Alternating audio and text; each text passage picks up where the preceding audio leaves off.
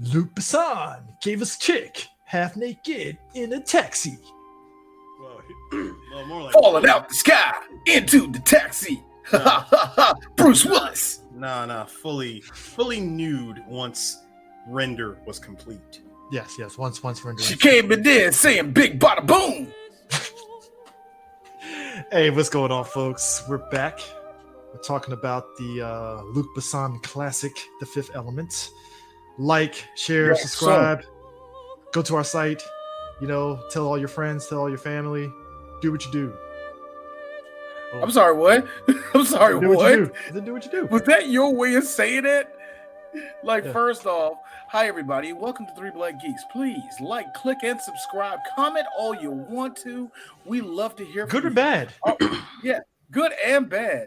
And if you're anything 39 counts. 39 counts.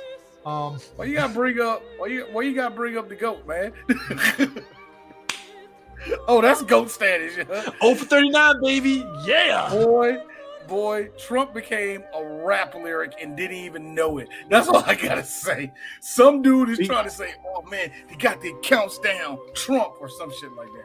Look, be sure to check out our locals channel. I'm joking. We don't have a locals yet. Yeah. Coming to you in 2039. 2030. I get 39 in there somehow. I thought it was 34 counts. When did they add another 5? Because he's white. They're gonna find 5 more when he try to go for the appeal. Like, nigga, we found like 6 more up in this shit.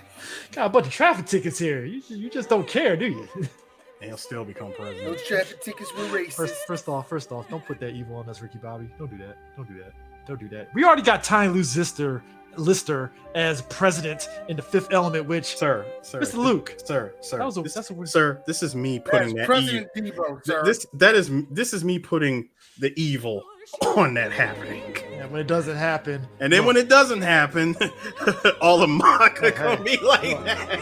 Look, sir. Because cockeyed Negro in the White House I'm calling it right now. So he's getting sentenced the weekend of BlurCon, right? We're in Virginia. That's not going to happen. If there's another insurrection, January 6th, part 2, because of this shit near the White House, the fact that all of us collectively as black people are going to be together and watch this shenanigans is going to be hilarious. So wait. So the sentencing is what, July 11th? Because this isn't like 2 days before BlurCon, right? Wait, he's really getting sentenced? So he's getting sentenced 2 days before BlurCon. So hold on. 2 days. Wait. 2 days before BlurCon. 4 days before Juneteenth. Oh my god. It's gonna be delicious. It's gonna be a hell of a weekend. That's all I gotta say. Wait. No, hold on. Is he? Look, now I gotta investigate. It's July 11th. That's July. Sorry, July 11th. July 11th. Either which way. July 11th. Can't that shit happen on Juneteenth? No, not Juneteenth, though. I got excited there for a second because, in the midst of all this black shit that we about to be doing. All I'm saying is, July 11th, watch out, because this week in the nation's capital is going to be. All I'm saying is, I don't wish death on anybody, but if we get Ashley Babbitt part 2, I hope it's still comedic. I hope it's still comedic as possible, yeah. Hope this time it's a bigger gun. Those 2 guys will be helping. I was about to say, those 2 other guys will be helping. That's how you know. Yeah, because bullshit. All of us are Trump.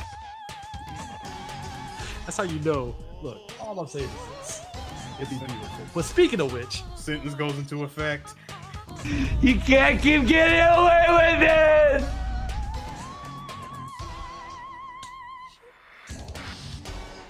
Surprise, Trump pulled the sign out of his head. Sir, help me. But no. Luke has seen his films before. We've all seen it. Leon Professional. That was our first. I'm pretty sure that was his first American movie. First American one, yes. Yes, The Professional. Yeah, Professional. Leon was Leon overseas, right? Yeah. Yeah, it's Leon. Here and in then here is America, we had to have like something non-pussified. So the Professional. And look, the trailer for The Professional was dope as shit. So I can understand that he's the Professional. And everyone. Kind of mad Jean Reno never became the big star here in the U.S. after that, but I think that's a good thing. I think that is a good thing. But after he did The Professional, right? This guy down here hit me to another movie. I think I was in the Air Force at the time. Because he's the one I said in the Taken episode that he put me on the Taken because Taken came out overseas. And he's like, yo, you gotta check this out. I knew Liam Neeson, blah, blah, blah, right? It's like, Chris, you gotta check this out. Now, at the time this movie came out, parkour was the big thing, and we all ate it up because we saw the videos. So Aaron shows me this movie. Parkour. Now, apparently, when Aaron showed me, he's like, yeah, that's the guy that made parkour. He's the lead in this movie. I'm like, so they're just jumping around and okay, I'm in it. Fuck. Was it District B13? Yep, District B13. District 13 here in the States. I don't know why they took the B out, but and then there was another one I think he did. What was it? Yamakaze, The Great Challenge. Mm-hmm. Yeah, he did that. But like, because he's the one that did La Femme Nikita, right? Did he do Nikita? Let me check that. I believe he did Nikita. I believe. But either which way, he, recent times he did Lucy, which Yeah, he did. He did La Femme Nikita. Yeah, he did La Femme Nikita. So like, Luc Besson has his moments, and this was the movie that really, I feel, at least for me, stratosphere, and I don't think anybody saw it coming at all. Nobody did. You know how a lot of times where we're seeing in Hollywood now. And he did he also did Kiss of the Dragon, yep. Unleashed, and Transporter. Yeah, Kiss of the Dragon. You hit me to Kiss of the Dragon. I did. You hit me to that. That was a good movie. I actually like that. I love how Three Black Geeks keep on looking at that, going, yeah, that's a movie. You gonna review it? All right, let's keep it going. Man, watch out. Kiss of the Dragon is in that same tier that came out that same time as like Romeo Must Die. It's like that was a weird moment where just like that MTV generation aspect of movies was just like all culminating. We gotta bring in Kung Fu somehow. Gotta put Jet Li in grunge hair and he's kicking ass. Like it's like, all right, cool, I guess, sure, fine, gotcha. It's like when we get I think the one thing though with Luc Besson, Luke has this one thing though I have noticed. Anytime it's a woman lead, I can't trust it for only one main reason. And I'm just gonna keep it real. You put a finger inside her, did you? Sir. He is French. Of course he did. On top of that, on top of that, hasn't ducked the charges of the stuff, the way he was shooting Natalie Portman in The Professional. Be real. He's never going to duck those charges. You're going to laugh at this.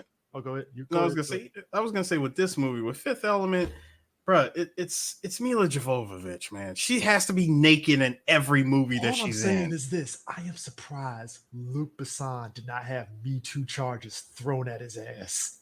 I am shocked. Go through his wiki. The sexual charges ain't stopped since 1995.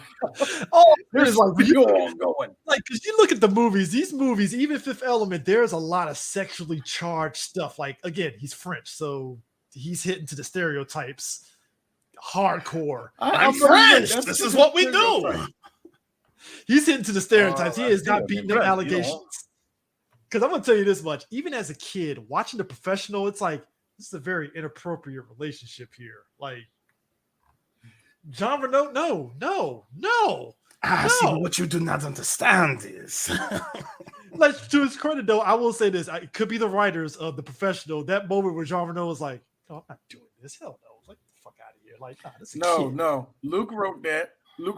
See, he says no, so you can't say that he's you can't say that he's a. That's not good enough, Luke. You can't look. You cannot say that he's a omelette du fromage. He's a pedophile. You cannot say that. Am I using my Jean-Claude accent? You goddamn right I am. But at the same time, you're right, D. It's like you look at his filmography. It's like, yo, how did you duck the charges? How? Baguette.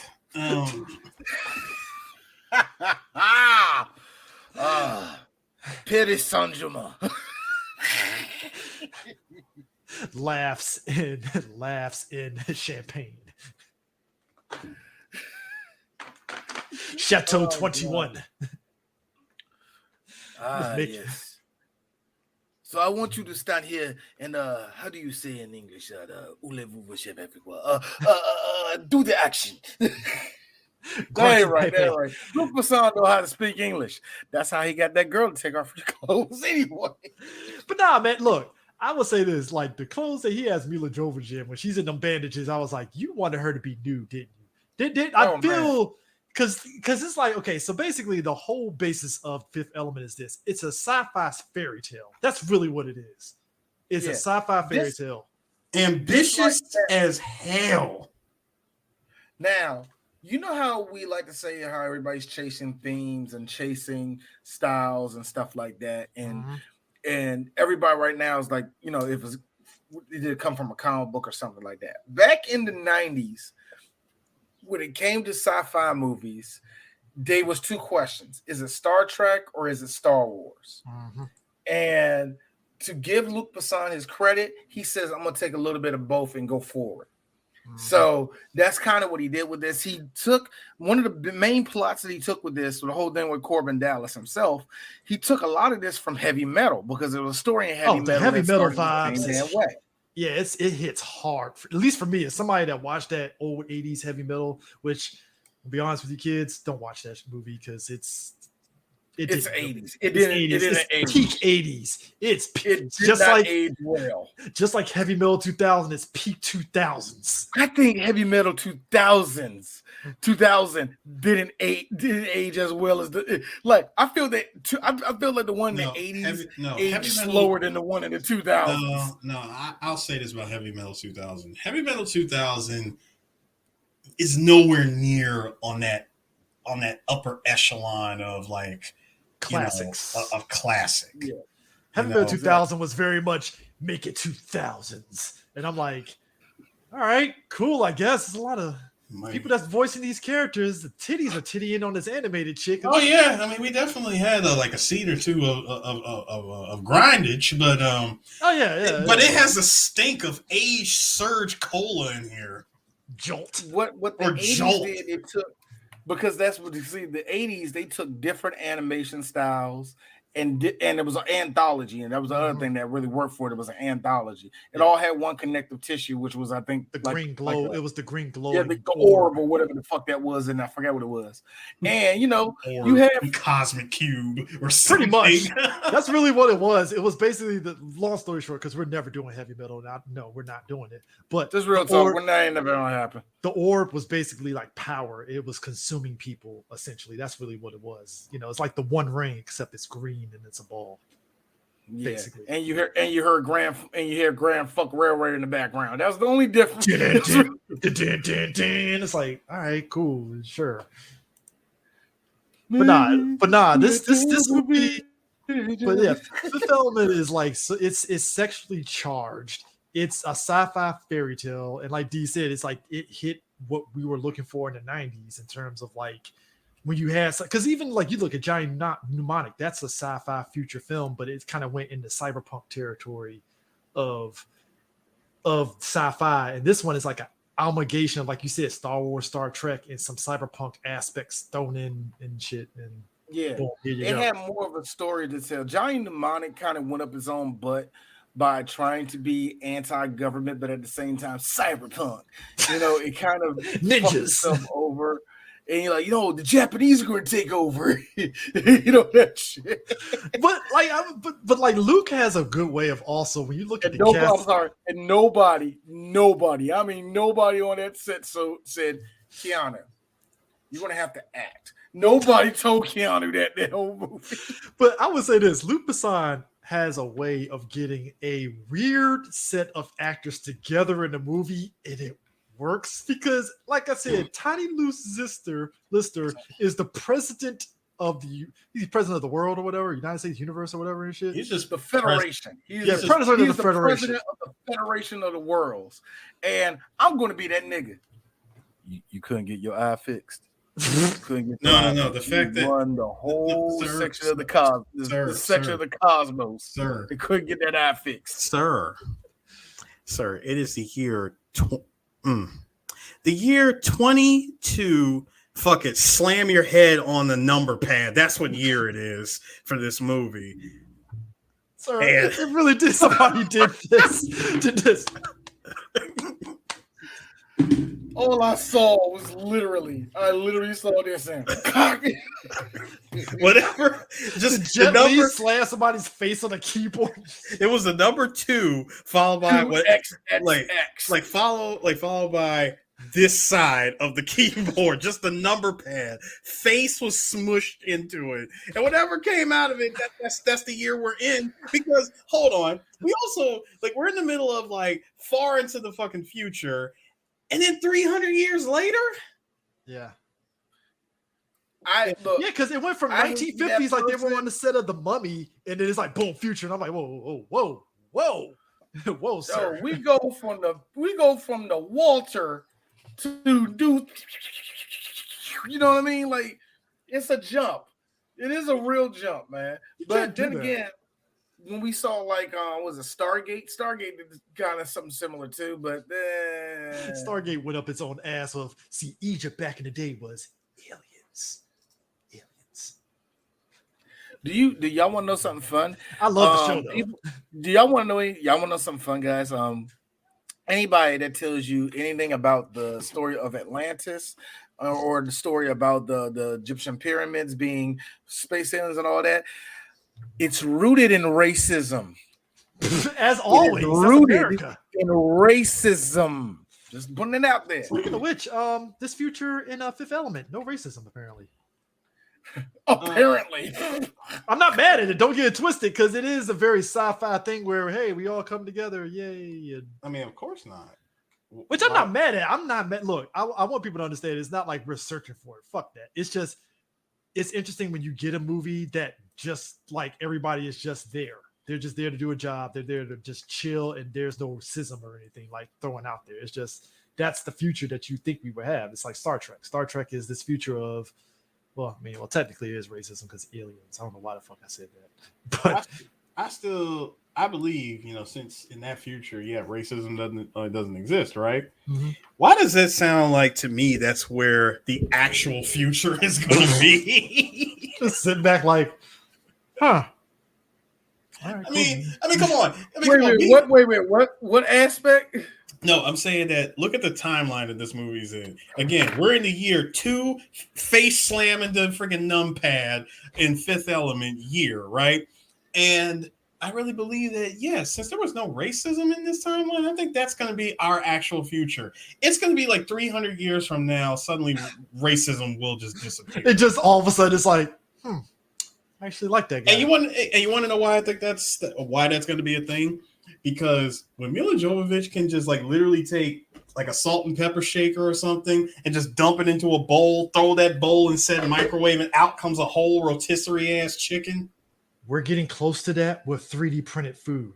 It's coming. Yeah. Ew. Really? Yes. Actually, funny. Okay. 3D printed food. Now you're saying ill, but the thing of it is, the stuff that they use to make the 3D printed food comes from actual food. It's just, printed and all that. Digitized. Yeah. It's literally science. Look, Chris, I understand. Now, am I going to eat a 3D printed chicken? No, because I know it's going to taste different than the actual chicken. Chris, look, check it out. I understand that we all drink and we all have it flowing inside of us of microplastic, but come on, bro. I know. I mean, look, that's next level vegan, which, side note, I swear to you vegans, if you serve me a carrot hot dog, I'm punching you in the face. I saw that shit. I thought it was a real hot dog, and then I was like, gross. Let me understand this, vegans. Your lifestyle is supposed to be this healthy, holistic lifestyle. Why are you trying to sell me on your food by making it with food that you claim is bad for me? Why would you do that? I don't want a vegan cheesesteak. Let me just eat a regular goddamn cheesesteak. First of all, you're putting it on the freaking potato roll. That's already kind of doesn't that cancel each other out? Philadelphians will punch you in the face for putting it on a fucking damn potato roll. First off, but just I got you, Chris. Sometime in 2031, vegan chopped cheese. Actually that does exist. Stop it. It does. Look it up. It's on YouTube. Vegan What? chopped cheese. That's the thing. What do they do? Take cauliflower and beets? I'm sorry. I'm sorry. I just heard chopped cheese. I'm sorry. I left again. What? No, we were saying like, yeah, I see a side note on somebody. If somebody giving me a vegan hot dog and it's a carrot, I will punch you in the face immediately. Just like, because you saw that picture, that person was like, "Oh, hot dog," and they bit into it. It's a carrot. I was like, man, Carrot glizzy. Yeah, carrot glizzy. Carrot glizzy. But nah, you're right though, because the future of this movie. Okay, first off, I would say it's very apt because obviously it's the Jetsons rule of, all right, the smog is on this level, build a bigger tower over top of it, and we still drive fucking cars that gives us smog. It's like, did we not learn the lesson? I don't understand. No, we didn't. No, because it's like, because what it is like the Jets. Everybody thinks that the future is going to look like the Jetsons in that regard. It's like, I wish any environmentalist will tell you that's not how the Earth works. That is not how pollution works. No, I don't wish for that at all, Chris. The fact that you either. No, you said I wish because think about this. You got a whole ass apartment building just held up by like literal chopsticks and shit like this.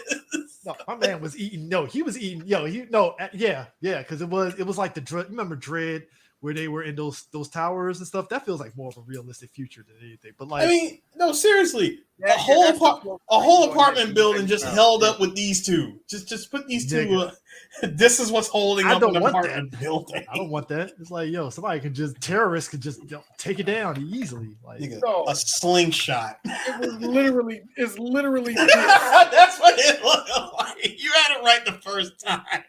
It's like, what if you made the Space Needle except it's slim?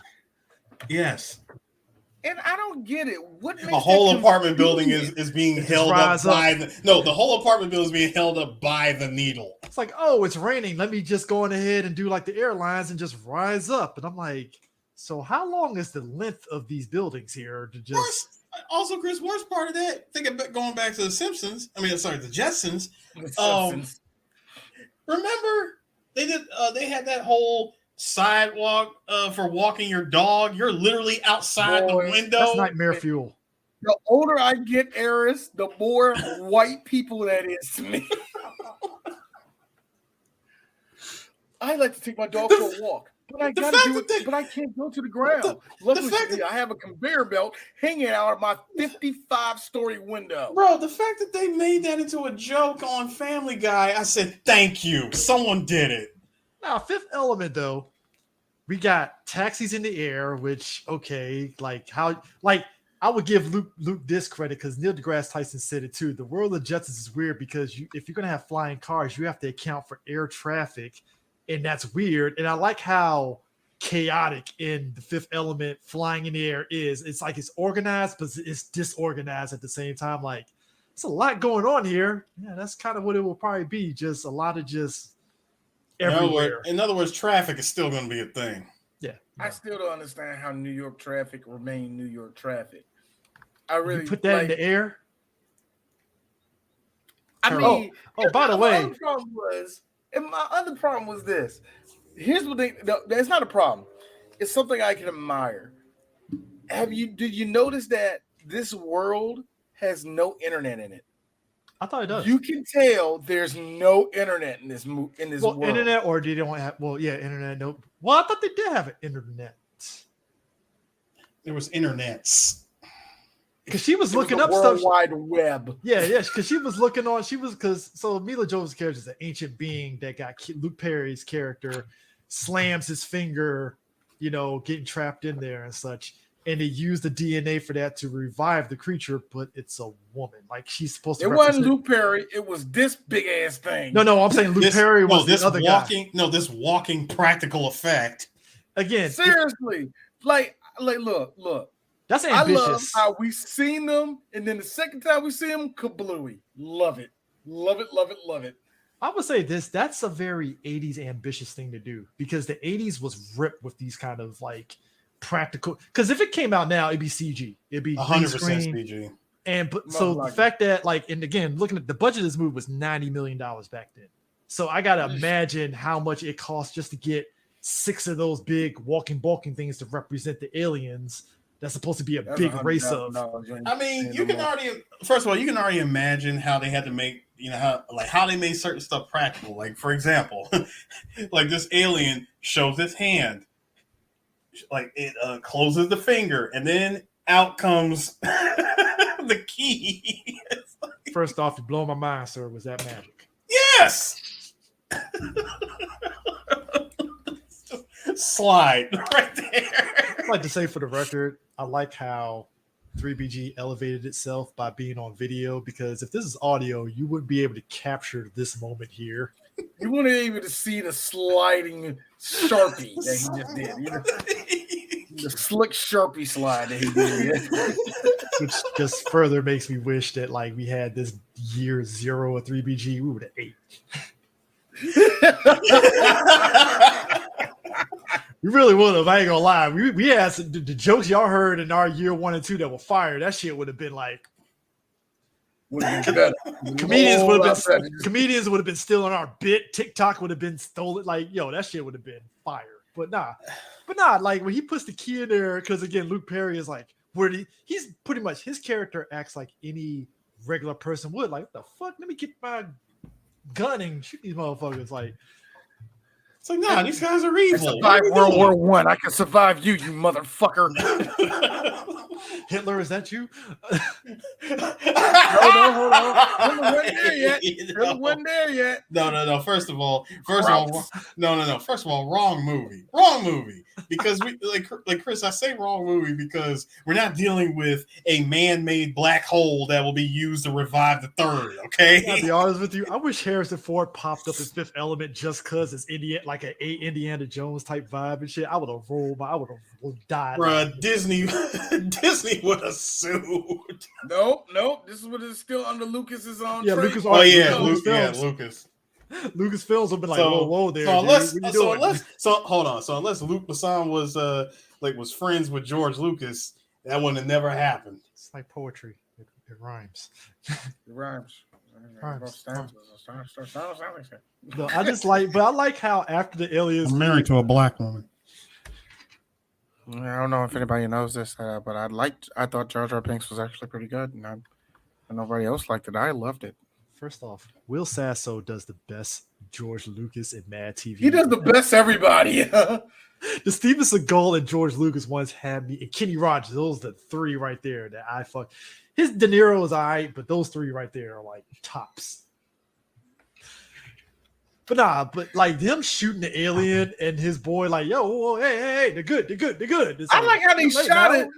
But all of a sudden, like the temple knew we must close the gate. God. He was like, hurry up, come on. There is no time. You must be the one. There is so many holes in the I appreciate the effort of him trying to run. I appreciate hit the X button. Hit the X button.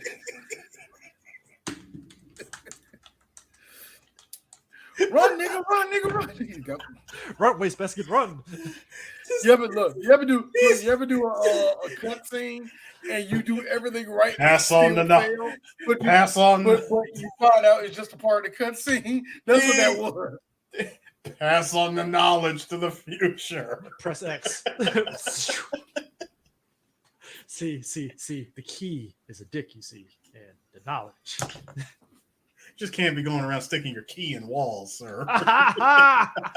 Joe, so what? Hey, so D, what? Pretty much, what happened to the alien was this. What the hell?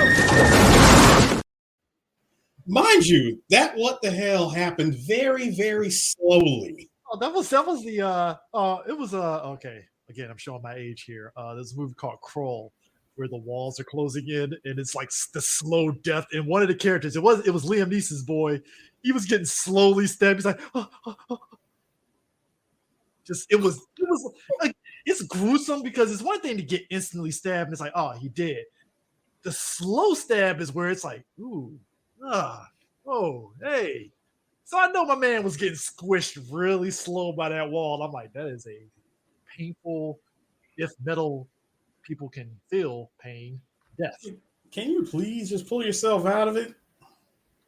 I could, but I'm surprised the width of his body didn't like make the wall like start to like fuck up and shit.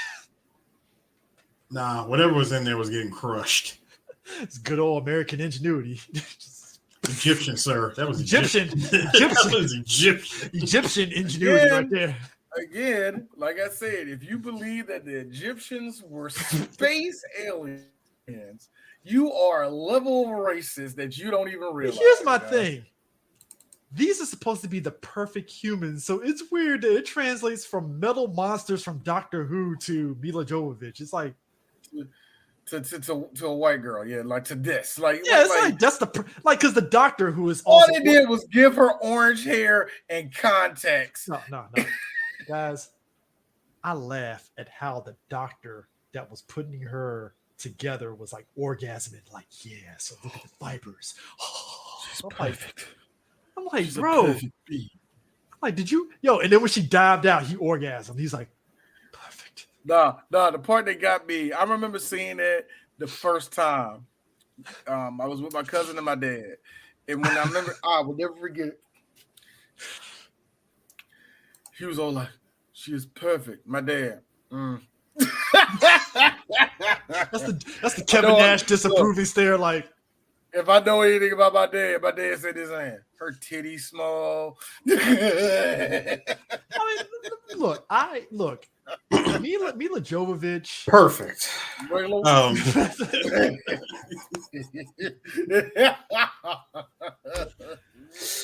Mila Jovovich has been getting eye hump. She's been getting eye humps since she was like 15 years old. First off, yeah. Because what was the first movie that she did? One of the Blue Lagoon movies, wasn't it? I think it was the second. I think it was the second one. The second one where the brother and sister went all the way with banging each other, right?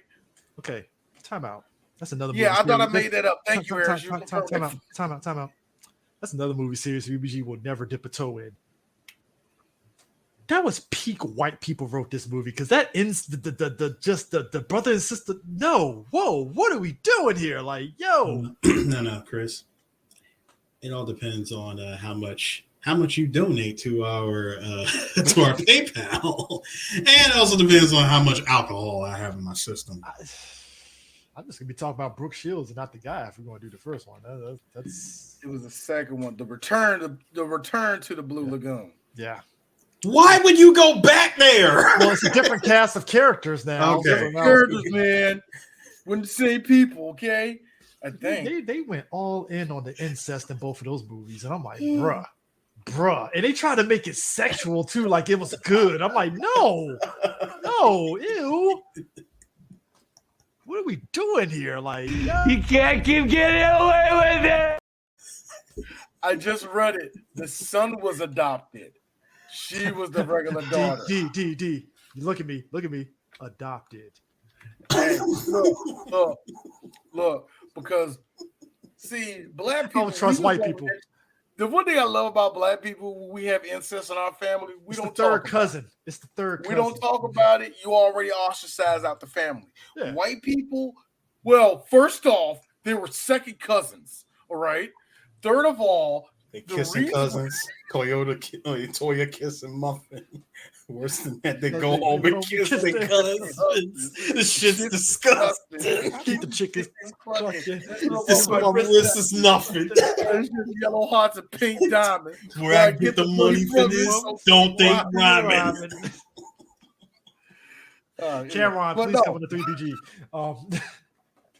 Somebody, real talk. Somebody clip this and send it to Cam. Send it to Cameron. Yo, he ain't telling me they lying though. It's like, yeah, he got game as the prostitute that Denzel fucked. Wait, she was the prostitute of that? No, she wasn't. That was a different shit. Oh, that was her. That was her. Her and Denzel hooked up. Here Denzel hooked up and fucking a boy was dogging him out for it. The FBI agent was dogging him out for it. Like, oh, what you doing with that prostitute? Jim Brown was giving him shit for it. Oh my God. Yeah, Jim Brown was giving him shit for being with the prostitute. I was like, damn, dog, really? You got that, bro, man. She a hooker, man. She belong to the streets. They really need to What you need to do is get the white girls that I like. Jim Brown, hey. Jim Brown had a bunch of sixes as white women. What are we talking about here? Heather Hunter was in that movie. Of course she was. Anyway, come on, exactly. What do you do? Of course she was. It was New York. It was New York, and she was still viable. Anyway, She was Rosario Dawson's stunt double, I guess. Stunt actress. I felt that she was. Didn't Rosario give it up in a Ferris wheel in that movie? Mm-hmm. See, I keep on thinking I'd be making up these movies and these sex. Rosario was doing a lot of provocative stuff. Did she? Was she? Did she do full frontal in that one? Yeah, tits. I ain't say we seen Bush. I ain't say that. Oh no. It was like side boobs and shit in that movie. Yeah. When Ray Allen was sucking on her titty in that movie. Did I make that? Oh, that was real. Okay. All right. Spike Lee, what was you doing, bro? One moment. That's the one moment I was like, I wish I was Ray Allen right now. I think gentlemen, y'all need to understand just how Somewhere at home. Look, Sierra's. No, Chris. Somewhere during that time, AOC. Ugh, I hope I don't grow up looking like her. I think y'all need to understand that that Mila Jovovich is this. I love how it's Jolovich, but you say Jolovich. No, I said Jovovich. Well, because Mila wasn't she like a Mila is that old, sir. Wait a minute. Because wasn't Mila? Yeah, Mila was Where born was 75. that? This was her and MJ doing the LA Gear commercial. Well, what year was that? 89. Wow. Return to Blue Lagoon was 91, so yeah, I believe it. There you go. Hey, Michael, get your hands off that white woman. Yeah. Too late, sir. Did Mila? No, you did wrong. Too late. But nah, so this world, Corbin Dallas, he's a taxi driver, not a great taxi driver, and I think, it's Bruce Willis being Bruce Willis, except he has. I love hair. It because this era of Bruce Willis is a Bruce. Cut it off. What are you talking about? Let it go, man. What are you talking about? Let it go. I'm fine. Let it go. I'm not letting go of nothing. I'm still a young man. Bruce, it's gotta go. When did he officially let it go fully? Die Hard 3. Did he go fully bald in Die Hard 3? Bruce, real quick, Bruce. Let's get this for you. I'm gonna line you up real quick, cuz. I want people to understand something. There is a denial that happens for men, particularly white men, when it comes to their hair. And they'll like we saw it in the news. Bruce was holding on to hope. He was holding on to hope that hair was going to last, and that hair just kept thinning. That's a good question. When did we all? I will say Die Hard. Die Hard 3 might be the good one though, man. Because I remember Live Free or Die Hard. I was like, was Bruce always bald? Bruce was bald by then. Yeah, he was bald by then, man. Was he bald in what's the name? Sixth Sense he had hair. Yep. Unbreakable is when he went bald. I believe. Yeah, Unbreakable was bald. The movie The Kid, that was clearly a wig or something on his head. Oh, it was a wig. It was a wig because he was bald as a kid. Because he was thinning bald and Death Becomes Her. So I'm like, yo. Art imitates like, yeah. You know what it was? It was Sin City when he went fully bald. All right, cool. That was like 2009. No. That was Sin City was 2005. Sin City was 2005, dog. He was bald, but here's the other thing: he was bald in 12 Monkeys, though. But he shaved his hair off of that. Time out though. Tears of the Sun. He was still trying to hold on to that fucking hair in that goddamn movie. Damn. Anyway, Hudson Hawk was in this movie, but you can tell that this is not his first rodeo because he gets his wife keeps calling him house jacked. He gets some dude come to his. I love it because homie has the joke on his head where it's supposed to be like the hallway. Hey, listen, I made a mistake. I'm sorry. I know I said Die Hard 3. I'm thinking that the hair went from the little that he had in that movie to it just being completely bald, like how he went from a white beater to a brown one at the end of Die Hard 1. I'm sorry. Hold on, sir. Sir, to be fair in Die Hard, you kill a lot of people, blood will turn your white to brown. So front and back, bruh. Hey, water, blood, sweat. It's a lot of things mixing up here. So I love how dirt.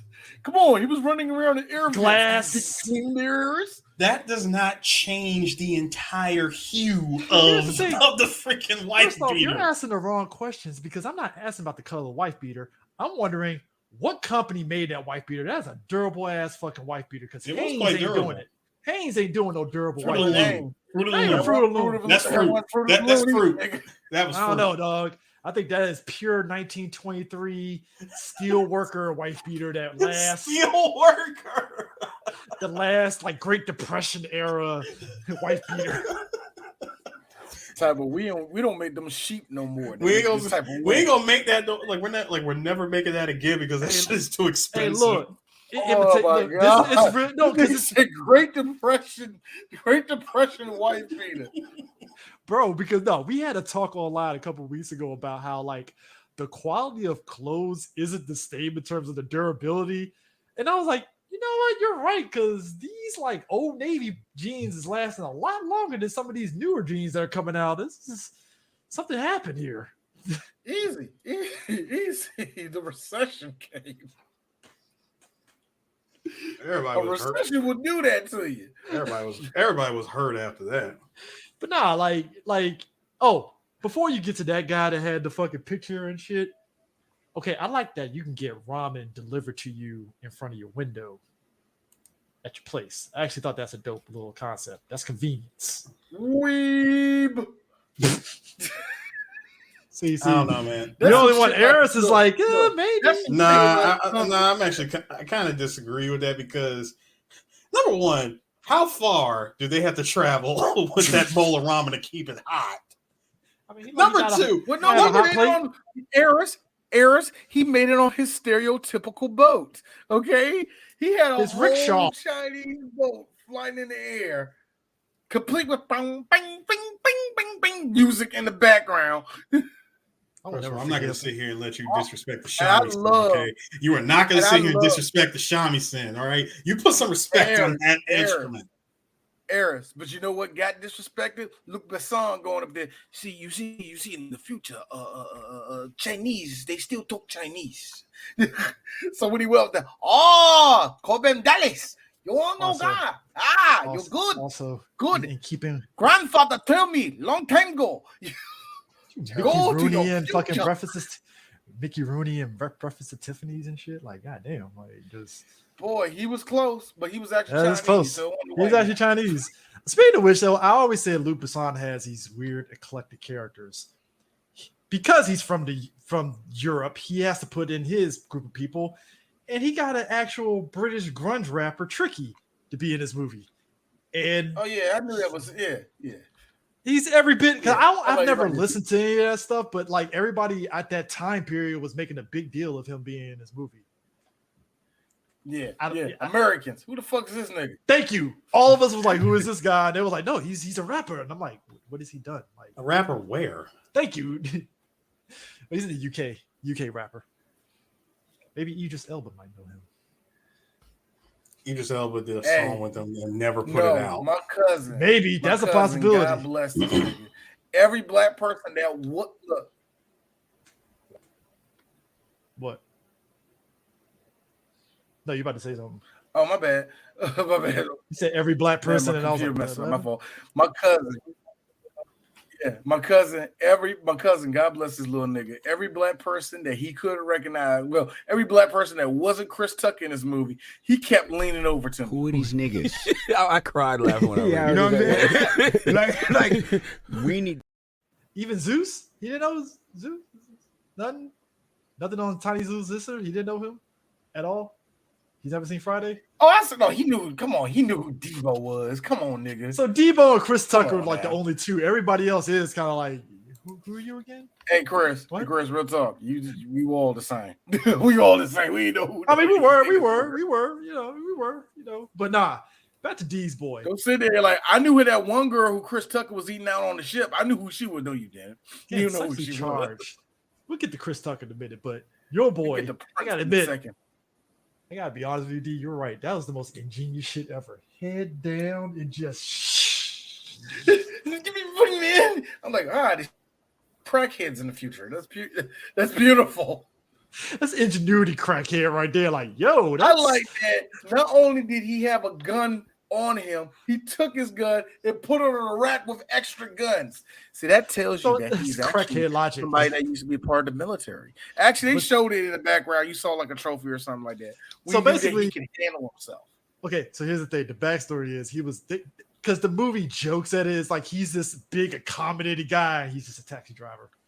Like there was basically everybody knows he's a badass soldier, including the people that work alongside for the Alliance and stuff. They're like, oh, Corbin Dallas, that guy. And I'm like, what's the backstory on this? Because everybody is like really kind of like this motherfucker every time they hear his name. I'm like, I kind of want to know what happened. Like Corbin Dallas, so boom.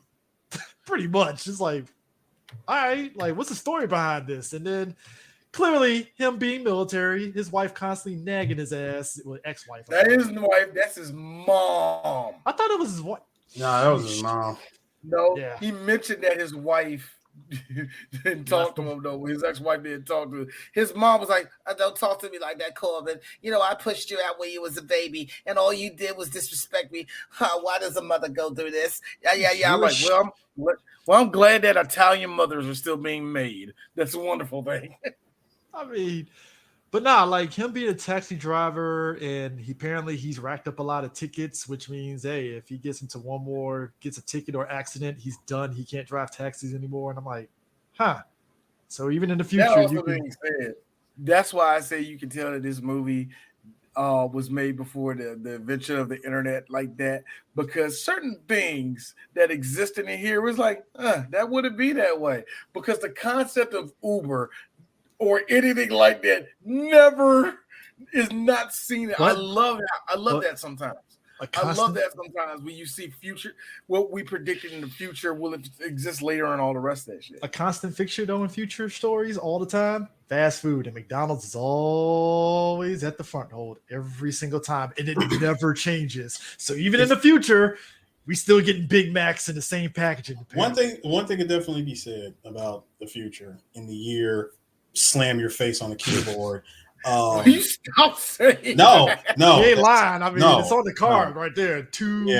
Whatever. And anyway, in that time in the future, I believe it's going to be two fast food restaurants that's going to survive the fast food apocalypse. It's McDonald's and Taco Bell. Oh yeah. I feel. Look, you think Taco Bell's going to survive? I think Taco Bell, because listen, as much as Taco Bell is what I like to call regretful food, because once you eat it, you regret it in an hour. But it's the food that's always there. All right, I got the exact date, and D is saying bull to the crap it happens.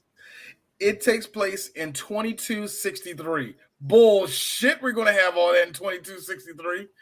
I don't think we'll have none of that. That crap. We're not going to have that in 200 years. Well, all three of us, we're not going to be around. No, here's the thing. No. We all going to be dead. Sir. Better to be a mystery than to be wrong. Sir, do not deny me my Ghost in the Shell moment here where we're going to be able to transfer our brain into like a robot and shit. CJ, until it's 100% confirmed that our consciousness can be synthesized and put into like a prosthetic body of some kind, it's science fiction. Kind of want it. I want it. Listen, I want it too. I really do. Nigga. They still kept the dollar menu. Yeah, with an actual dollar menu. But as much as I look, Chris, I'm sorry. As much as I agree with you in the shell. I know you do. I know you do. But the reality of all of that shit is very simply put. It's false. No way. Not this time. We created it. It's totally made up. Pure fiction. We made this one up. It's a made-up. Note the sci-fi on the bottom right-hand corner. Eris, you deny me from this. Yes, I am. I think hold on. I think we're actually closer to Ghost in the Shell than we are to any flying car. I will say that. And the reason why I'm denying it, Chris, because what the hell makes you think USB-C is still going to be a thing when that timeline comes?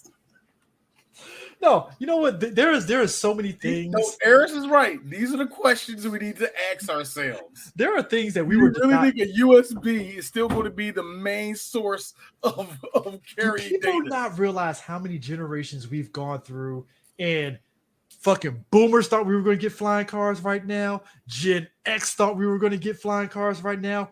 We thought we were going to get flying cars right now. And Gen Z thought flying cars might happen.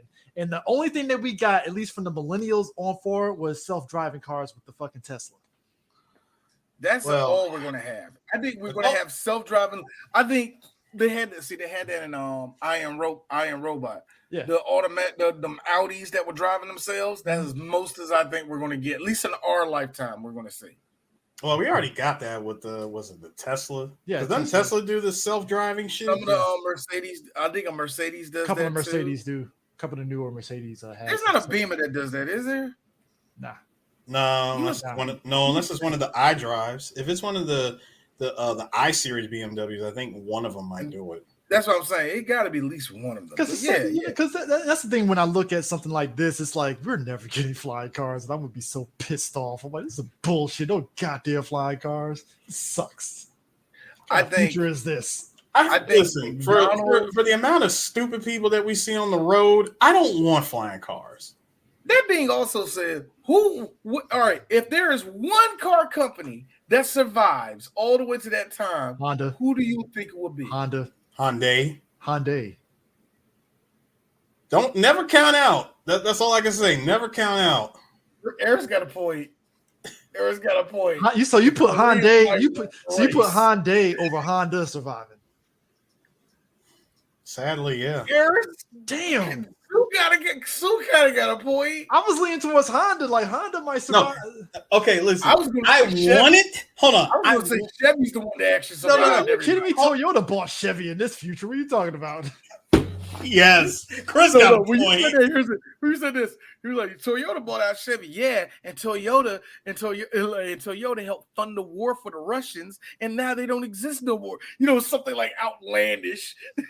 But listen, no, Chris, I'm with you. I really want it to be Honda, but I gotta give it to Hyundai. It might be because watch, they're gonna come up with a car. They're gonna come up with some kind of vehicle. And that shit is just gonna to the moon and beyond. Okay, that's Luke Besson was probably like, but all of these were Renaults. How can you not tell? They was all Renaults. Like they're going to survive. No, they're not. Frenchie, that's not going to happen. But to give the Frenchie his credit, the cops are still fat white dudes. That's what the Judge Dredd style equipment that all of them were wearing. Also, the fact that they were too lazy to chase after you. What is it? If you get a mile outside of their chase radius, they don't chase you anymore. Well, also once they fucked up his McDonald's order, which first off, why do you have the hanging tray and you're like 50 miles above the sea level? Like why? This is why I don't want. Follow-up question. Girl giving him the McDonald's. Why is your titties hanging out like that? You at work around fast food. First of all, grease. First of all, Chris. Future grease. No. First of all, sir, I need both of you to understand. She is a server. She's not working the grill. She's not working the fries. She is literally taking order and giving it to customer. She can have her titties out. Titties with titty. I mean, yeah. Please fight me on that. Please. Come on. What was the reason? What was the reason? I just explained the reason. I know you just explained the reason, but Eris, she's getting paid future minimum wage. What was the reason? What was the reason? Whoa. Stop right there. who's to say that who's to say in the year slam keyboard that that's actual minimum wage? 63. There's a year and you say it. This ain't Mega Man where there's 2XXX. 20X, like 20 double X. No, I really mean it. I really mean it. Who's to say that that's actual minimum wage in that timeline? Hell, who's to say that dollar amount it still still has any meaning? We're through the looking glass here, people. I'm serious. What if I didn't do that? And I'm dead serious. Who's to say that in this time that the NASDAQ, the Dow Jones, all that shit kaput? Well, folks, that was 3BG for tonight.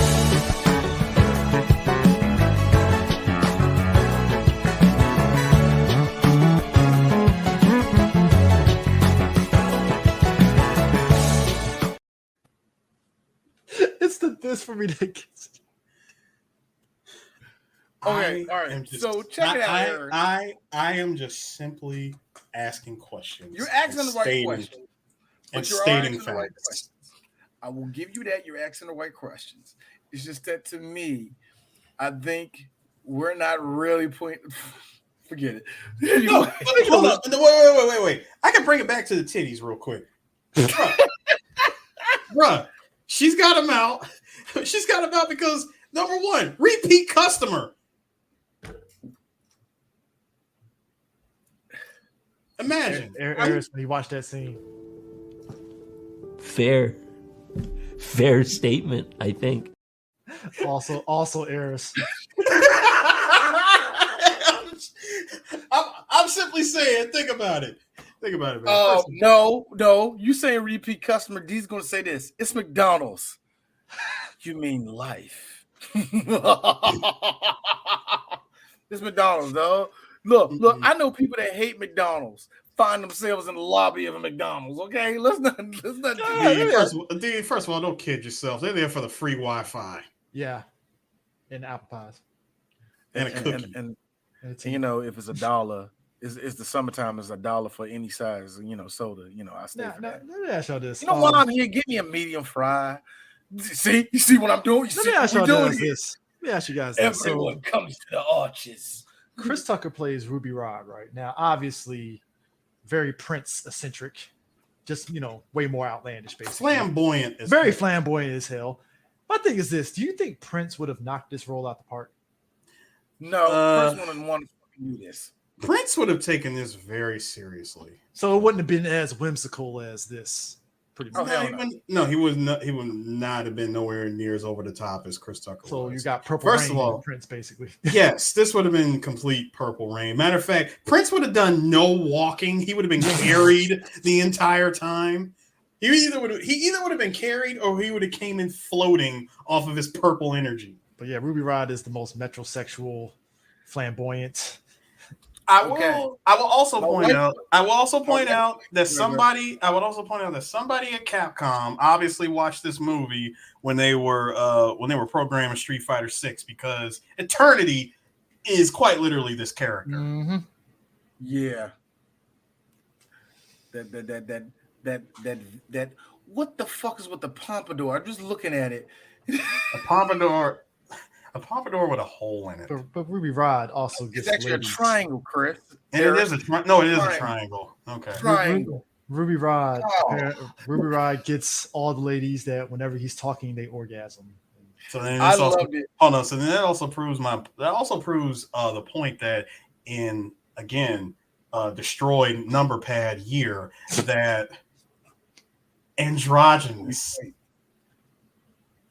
That the androgynous dude can still become super popular and get all the women.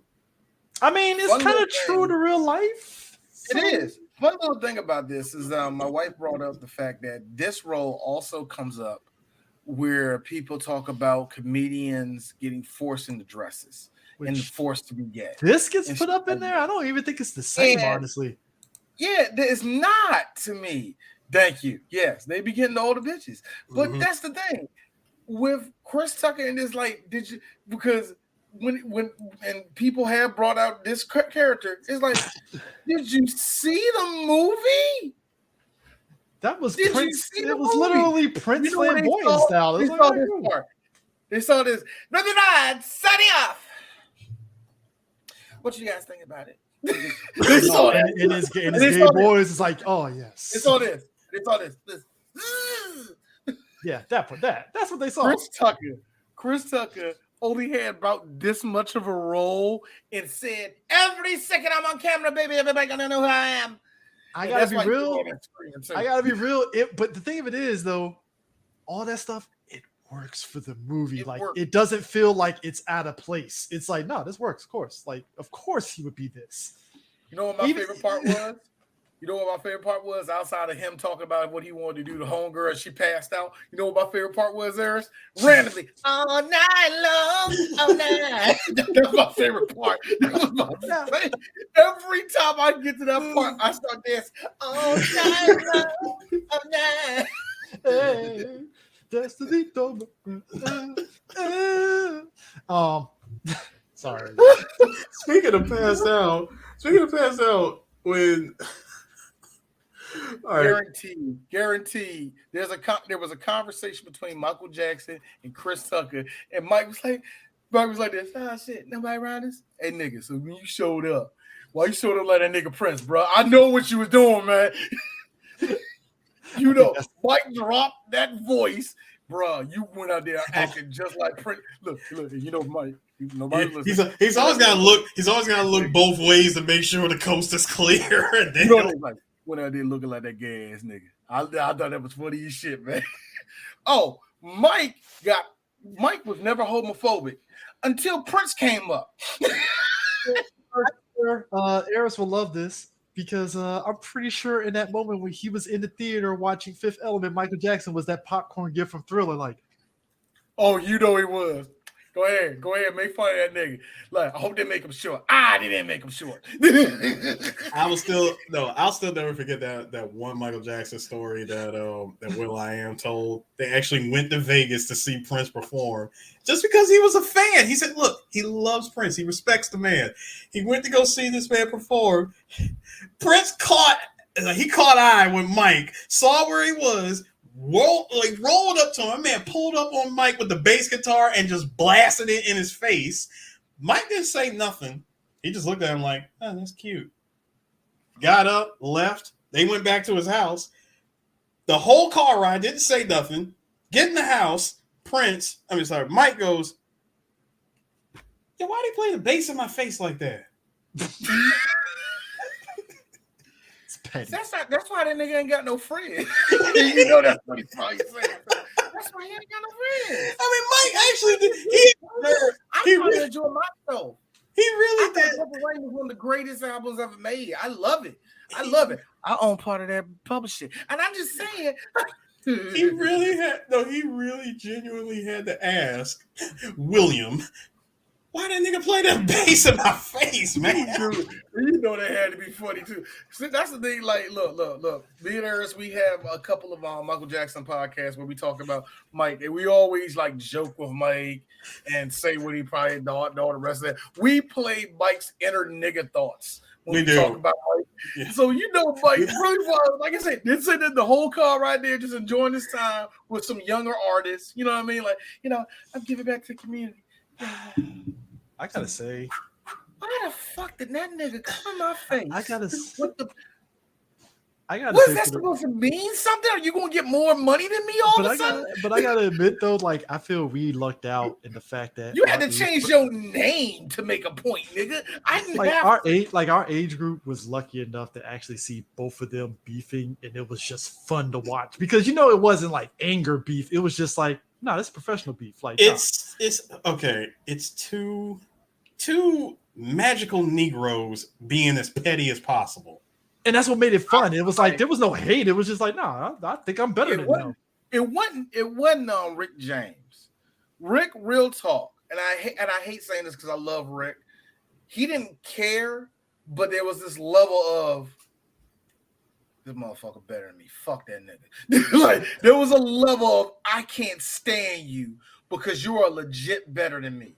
Like when Prince was opening up for Rick had to admit, this little motherfucker making me work every night.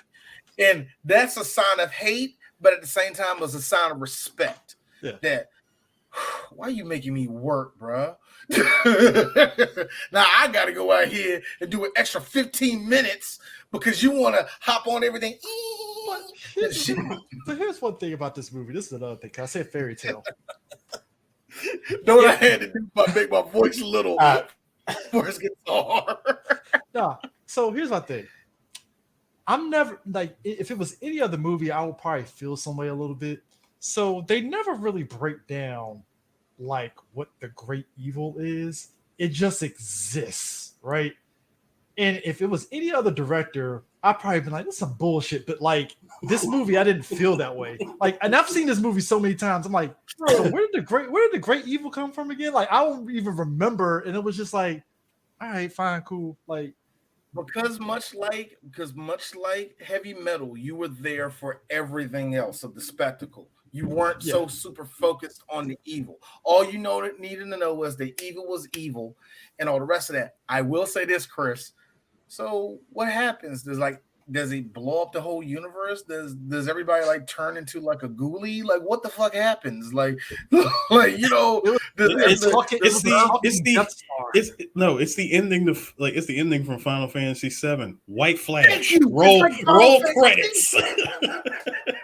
That's what I'm saying. It's like Final Fantasy. All right, is it like Chrono Trigger where you wake up like thousands of years ago and everybody's like sad and poor because the darkness showed up? Like they never really. See, Chrono Trigger's multiple endings. Final Fantasy VII was just white flash credits. Don't ever mention Final Fantasy to me because I'm still Final Fantasy X. Let me get this right. Church is evil, but we got to vanquish sin. Yes. Yeah. That sounds simple enough. Yeah. Oh, you mean what sin turned into at the end of the game? What was that? Was that technically God? God, Holy Ghost. I don't know. Somebody cast holy. That's what happened. That's exactly. It was like a little elf looking thing. You Yevon. So thank God. Chris, one day, you and I need to sit down, look at all the cutscenes, and then talk about Final Fantasy. But see, then I want to play Final Fantasy X. So why?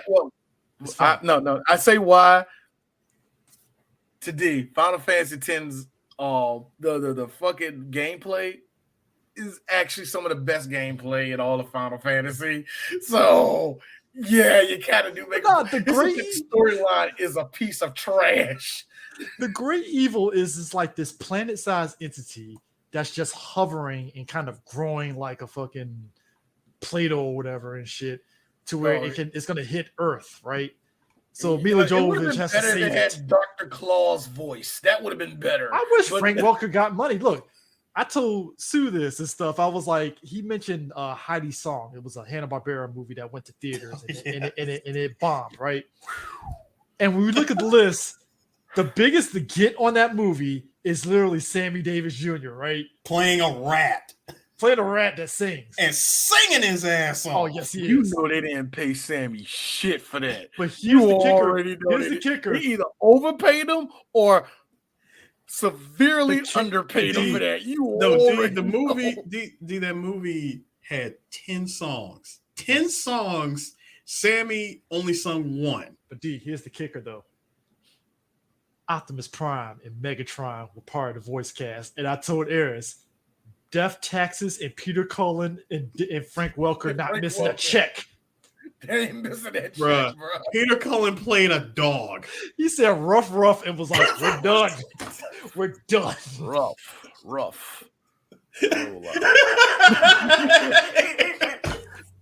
Frank Welker has done. Look, we said this on the show. Frank Welker has played some roles where it's literally him doing like animal noises. It's like, all right, cool, check clear, let's go. And I'm like, really? That's nobody understand. Y'all don't understand how different to all my millennials and some of my Gen Zers.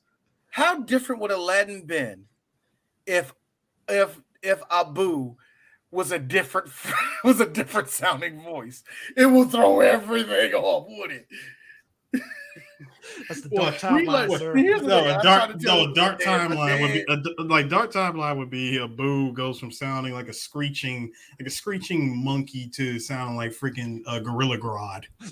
I stand by this. The only reason why is the Boo talking now? This is weird. The only reason why Slimer got popular was because of Frank Welker. I stand by that. I agree with that. I will always stand by that. Yeah, like that's the only reason why. And the fact that Frank Welker wasn't in this freaking thing is if he was the great evil, I would have been like, yo, this is dope as shit. Like, yo, I will say this: the newer generation, it will either be John DiMaggio or it will be Fred Tedescore. I think those are the two guys that my kids would go, Fred, or yo, John's in it. What's up? Those are the two voices that everybody. I would say at least for this movie at the time when it came out, if he was still alive, the great evil would have been Orson Welles. Bro, Orson Welles. He was. Dude, he was Unicron. He was Unicron. So. I don't like what you're doing, Zorg. Speaking of which, you will give me everything. Yes. The French fries stuck in my beard. Like so. That's what he said. Luck. There's a French fry stuck in my beard. No, the one that got me. Is the reason why 3 Black Geeks exist. All right. Best one ever. Frozen peas. So it's good. Get some for the road. Yeah, I get some for the road. And that's what he said. What luck. There's a French fry stuck in my beard. That's another great Maurice March. Yeah, Maurice March. He's one of the goats. Speaking of goats, Gary Oldman. I love him. As D said at the top of the show, that line in The Professional, all of it. Everyone. It's the beat red face when he says it, and he played a coked out DEA agent perfectly. Do you know what I love about this movie and Gary Oldman? The hairpiece? Gary, this is the one where Eris loves bringing up this joke, and now Eris, it finally fits. This was the one where he owed his friend a favor. Yes. Gary Oldman was already directing his own little film. What film was, it don't fucking matter because nobody really watched it. But anyway, he was directing and Luc Besson was like, well, I did help you make it and produce it. And I'm making this new movie. So, how do you say in English? You kind of owe me one. No. How did they say in English? Les enfants terribles. You owe me. True, Lure talk, y'all. I took French.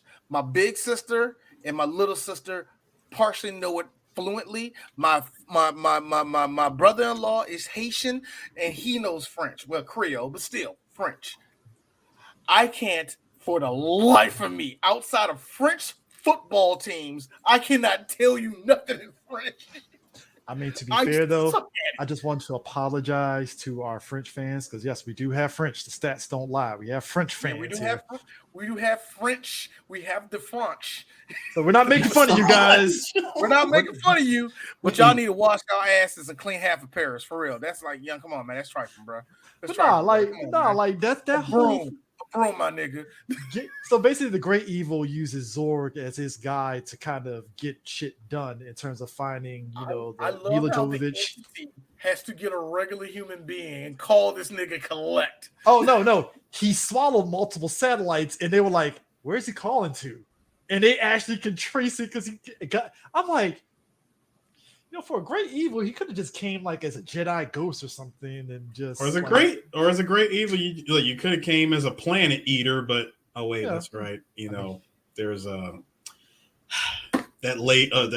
company with the red and white logo. They make a whole bunch of comic books. Yeah. Marvel. Oh yeah. Oh, they would No, Chris, you did it wrong. Yeah, Image Comics did have some.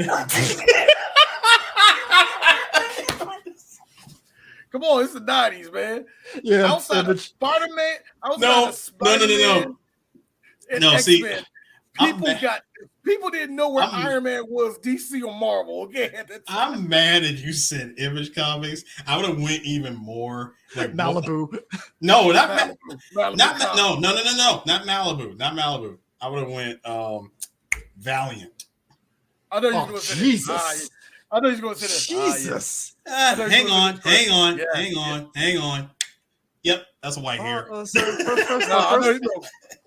know you going to say this. Yes. King Features. King Features syndication. I'm just gonna be real. Little kid me when I heard Valiant Comics. Brother, what's that?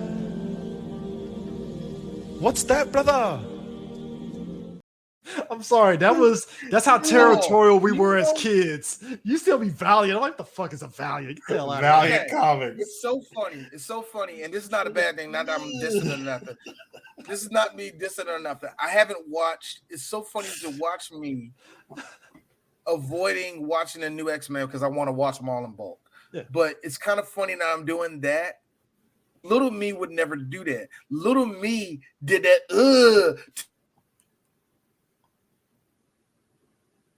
It smells good to me. I'm like, I gotta see this shit. So it's kind of funny that I'm like that now. No, it's just that's what it was. So it's like the Great Evil absorbs all this and stuff. The president and them are like, is he making a call? Let's see if we can trace that. Apparently, the call to Zorg basically, okay. Now, obviously, this is the future, and this moment to me implied that there must be a lot of gene splicing and shit going on because my man was sweating oil out of his head. That was one of those scenes they kind of just didn't explain that right to me. He's leaking oil. I'm like, is he a robot or is he a person? He's a Rudy Giuliani, man. There was no explanation. I saw everything. I'm not mad at it. No, I'm not mad at it either. But I clearly saw this. It really was, man. So basically, when during their whole attempts at trying to get Mila, he's been kind of dropping the ball because my man Tricky was another one that was trying to rob Corbin Dallas because he had her, and it didn't work out, and he's basically been busting fucking Zorg's chops the whole fucking time. Like, bro, what the fuck is going on? I sent you on a mission to do this. What the fuck is going on here? You know? And I mean, you out you out here breaking my balls, man. Come on. Oh, and also she's the last of her race because her race, funny enough, got destroyed by what's the name of those race aliens? Fuck. Now it escapes me. Damn it. Hang on. Hold up. The race of aliens. What was it? The Mondo? Was it Mondo Shawans? Yeah.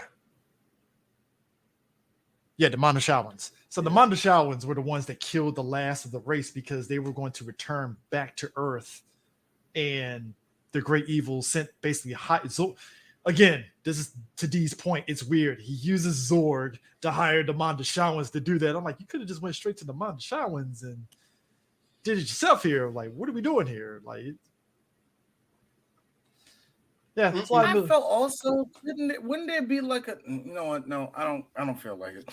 Yeah, it's a lot and stuff. So basically, in order to make contact, they have to find, because again, in order for this whole thing to work, the guy get the 4 elements of stones. So was it air, fire, earth, and heart? I don't fucking know. Like I'm trying to remember. I know it was wind, fire, water. Yeah, wind, fire, water. Fire, earth, water. Okay, yeah. So you got the 4 elements. Yeah, it is because plus a sarcophagus. That was the 5th element. Liara from Mass Effect is an opera singer, and she knows things, and she was like a psychic, wasn't she? No, she was just a chick that could sing from a different planet. They called her Diva, and they treated like it was very cultish. This is one part. It was so it was like the beat. That 1990s beat came in, and she was like, oh, and she was like going,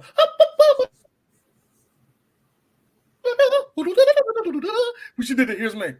Diva ain't that good. She's using auto-tune. Fuck her. She ain't that I great. mean, look. hey, that was that time period where we were getting those splices of different musical genres and stuff. So, you got to get opera hip hop.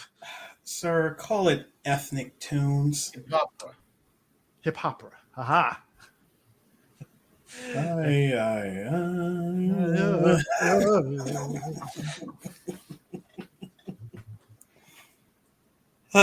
I can't listen to that song because I feel like it's racist in some kind of way. Racist in some It is racist. What are you talking about, man?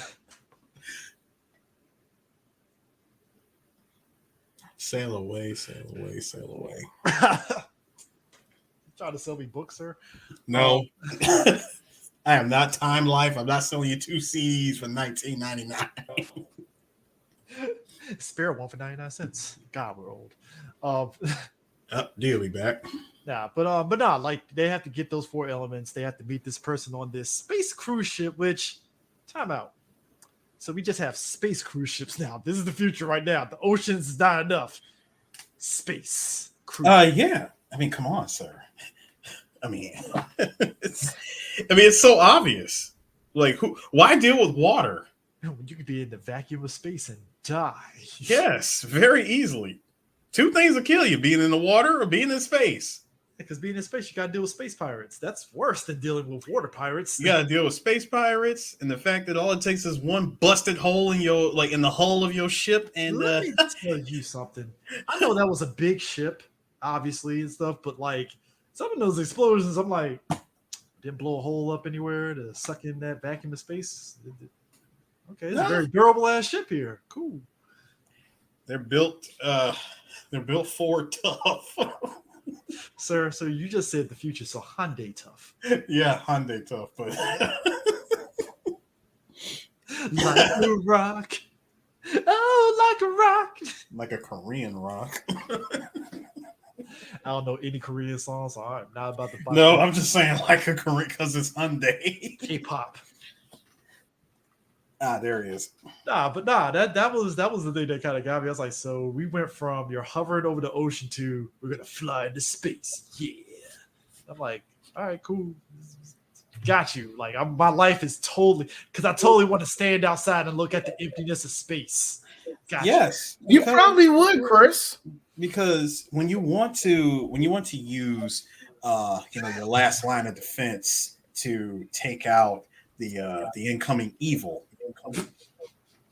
I mean, you need the 4 storms to call Captain Planet. So yes, exactly. God, she was Captain Planet, wasn't she? She was. The love from Corbin Dallas is what Heart. Do you think you're echoing? Am I? Yeah, I hear the echo on your side. Oh, damn. It was very Captain Planet of the movie. I see you, Luke. You like Captain Planet. Cool. Did you protect the environment. I'll punch you in the face. I turn everybody into a tree. Well, I don't know, man.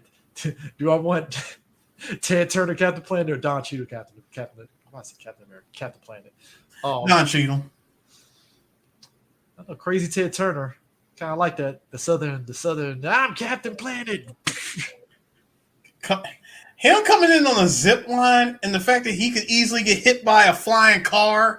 Nah, the line from B&D when we saw that. Is that Ted Turner on the zip line? Ah, that's what that is. Zip line. I got glass in my eye. Favorite part. No, my favorite part. Nigga in the bathroom. Captain Planet. He's putting the face paint on.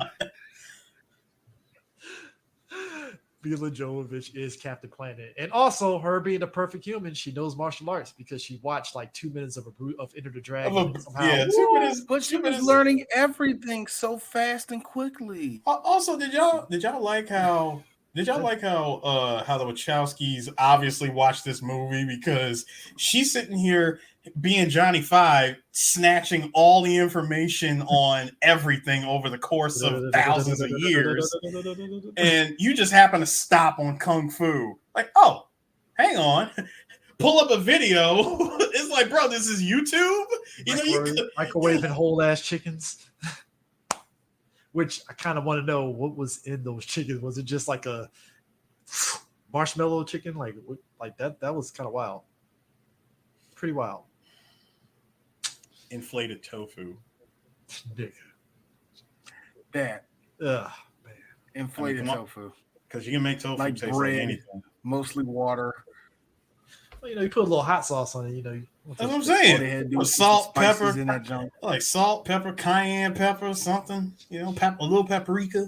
Also, white people, salt and pepper is not enough to season chicken. I want chicken bouillon. Chicken bouillon. Chicken bouillon. What about that? Some bulldog. Some good ass food spread in this movie, but too bad. Splash of human. Splash of human, just to love out the seasoning. Did you appreciate Zorg's gun, like multifaceted Swiss Army knife gun that has a flamethrower and also has the replay feature with bullets go back to his origin? Like, whoa, shit. That's what I'm saying. That was my favorite part, where you shoot once at the target and then he shot it on there. He was like, ah, and it went right back to the target. I was like, I want that gun. How much? How much, nigga? I want to know how much. First off, because the government needs it. Because they're going to want it. Not to mention the tax on getting those the tax on getting return to your original weapon bullets is gonna be something else. But hey, in the year of busted ass notepad, anything's possible. Hell, for all we know, somebody sat on a calculator. That's what I meant to say. The year of busted. They went Sandman on the calculator, like. I'm saying anything is possible. Hell, here's another one. Taxes might not be a thing. That's a Star Trek thing right there, it's sir. Funny. It is. Star Trek, they don't pay no goddamn taxes. That's funny because we see a phone like this, like a skinny phone like this. These motherfuckers have phones built like this, thinking that it was futuristic, and I was dying. D, you're not thinking futuristic enough. The phone would literally be this. So like the Zoolander phone? Yes. The Zoolander it's still a flip phone. And to get the G Fold equivalent, it'll be like this. This is the G Fold equivalent. Hey guys, you remember when like Bluetooths were like this? Everybody made it sort of like this game changer, and then the realization kicked in. This is the stupidest fucking thing ever. Well, they still make big ass Bluetooth earpieces. Yeah, it's for guys that get their AARP. That's uncles. It's for uncles. Gotta wear the cookout slippers at barbecues and cookouts. Thank you. With the socks, nigga. Or if you're feeling risky, no socks. I hear you. The socks and jeans. Oh, the Michael Jordan jeans, too big. Nah, I'm gonna say full. No, I would say full. I would say full dad jeans.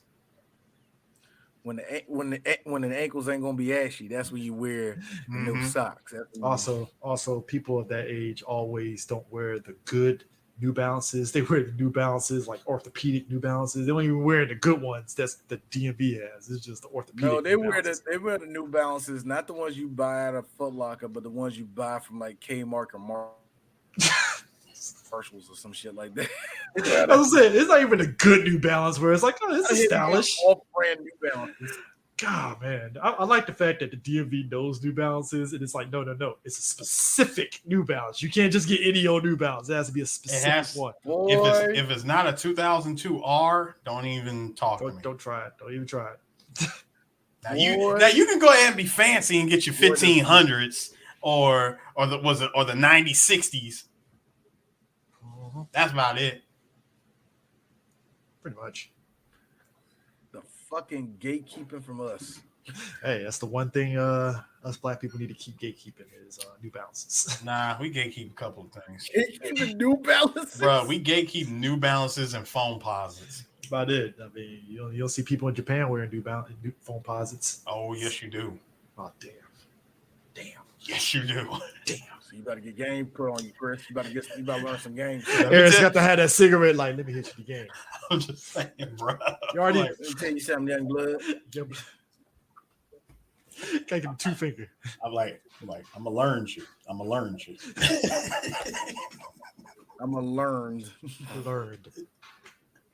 I'm like, oh yes, they do wear foams over there.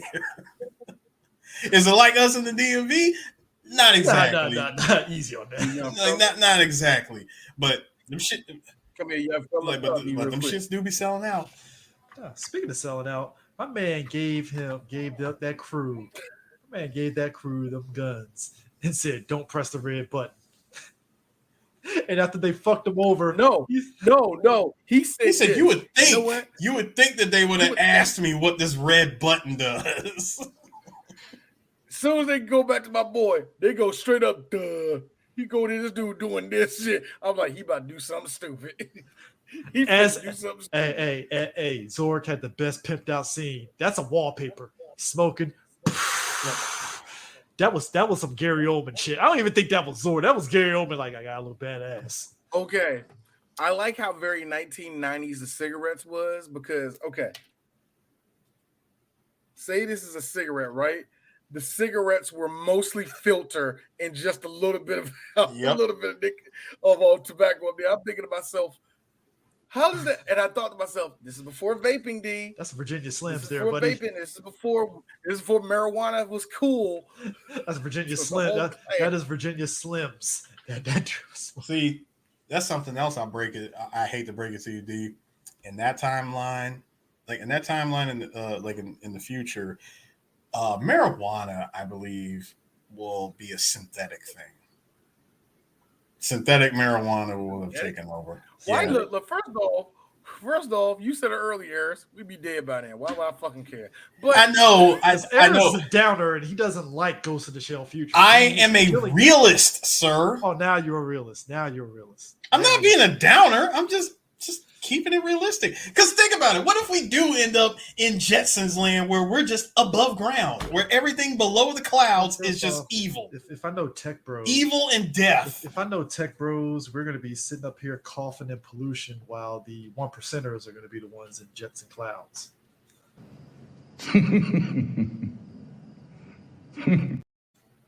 That was not me. I did not do that. I mean, hey, it's the truth. It's the truth. The 1%ers are sitting in these super above cloud high rise apartments. Actually, they would be, and they'd be the first people to die. Because here's the thing I've noticed. Because you need beta testers, you see. You need beta testers. Here's the thing. If you look at any of the projects that they've been trying to do out in Saudi Arabia and all the rest of these places in the desert where they're trying to make these utopias, hell, we heard even recently with Akon trying to make this whole little big ass resort in the middle of Africa and all the rest of that. The same way where it's like it's not feasible for any of this shit. But if it does become feasible, it's only going to be feasible for about 2 weeks before y'all rich niggas fuck it all up. so just the fact that's I mean, but like him blowing that up, but it's just the fact that it's like, so you're just going to make an enemy of the people that you hired as bounty hunters. You know, these type of people are going to come back like 100-fold, right?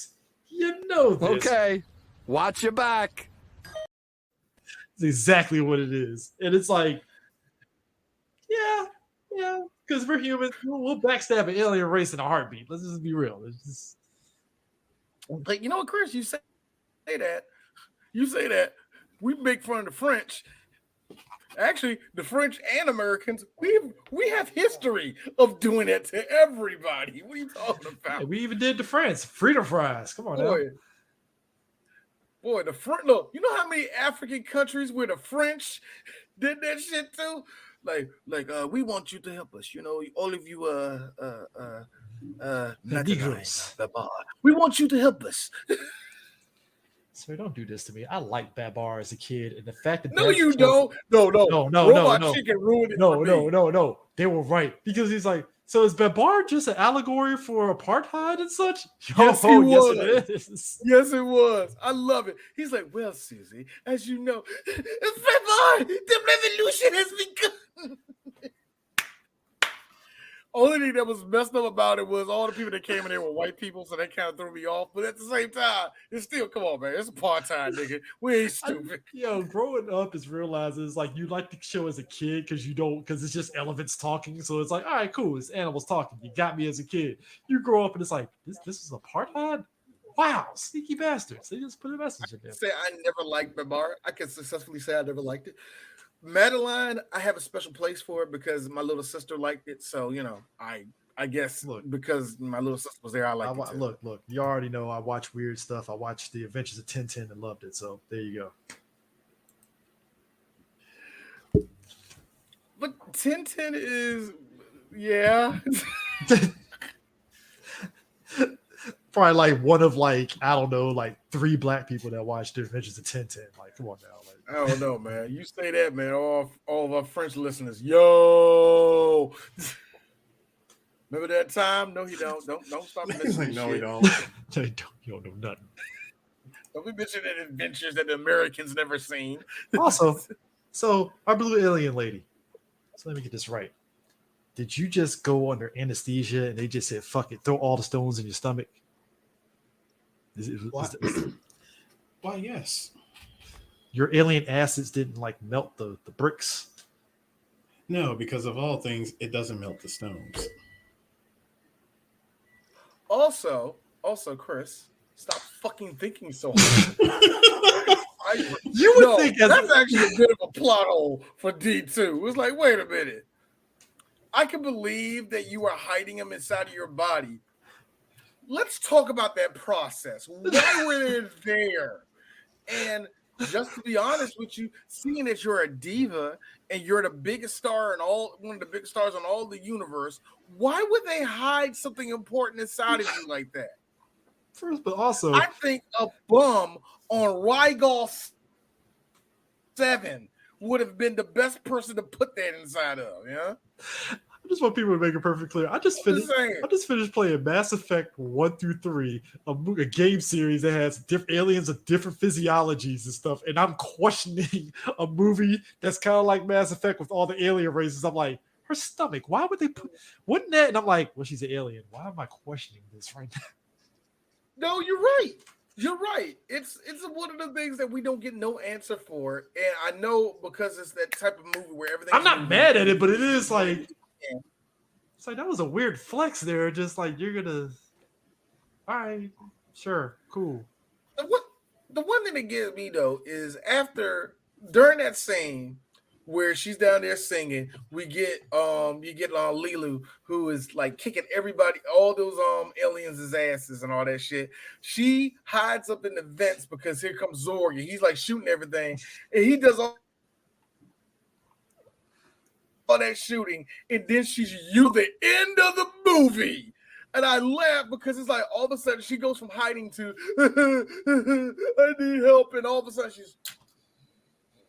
So apparently she passed out because of stress. Stress. Does she feel the emotion? You see, well, she does feel emotions. That is one something. of those things where they kind of didn't explain it.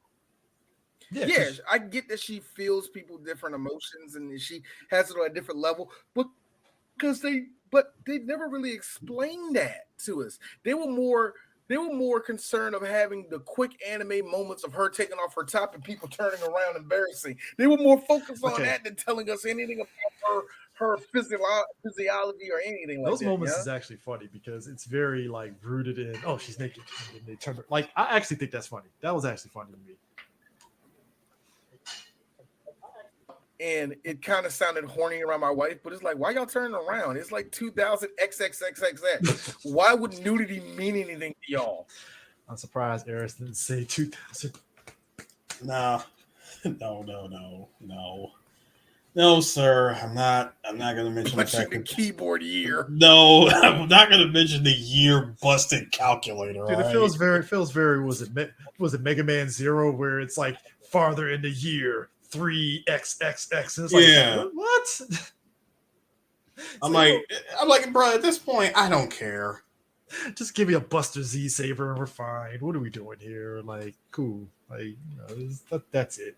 But nah, we get a moment. So Corbin Dallas, after he gets that, there's big action sequences. One of them being this famous Fabio space dude who is apparently deaf and can't hear, but he's like a sex icon somehow, some way. And I'm like, that was a weird subplot, I guess. I love that part, yeah. He was like, get the gun, the gun. No subplot with it. It was just one thing. The gun. Yes. It's like, I need the gun. What he slid that nigga? He slid up like two the pool balls. He didn't slide my gun. Oh, the cue balls? The cue balls. He slid two cue balls. He just looked at him like, he's like, all right. Hey, I will say that scene. A lot of screaming. Mm-hmm. The fit. Defroze. Nah, these internet is crapping right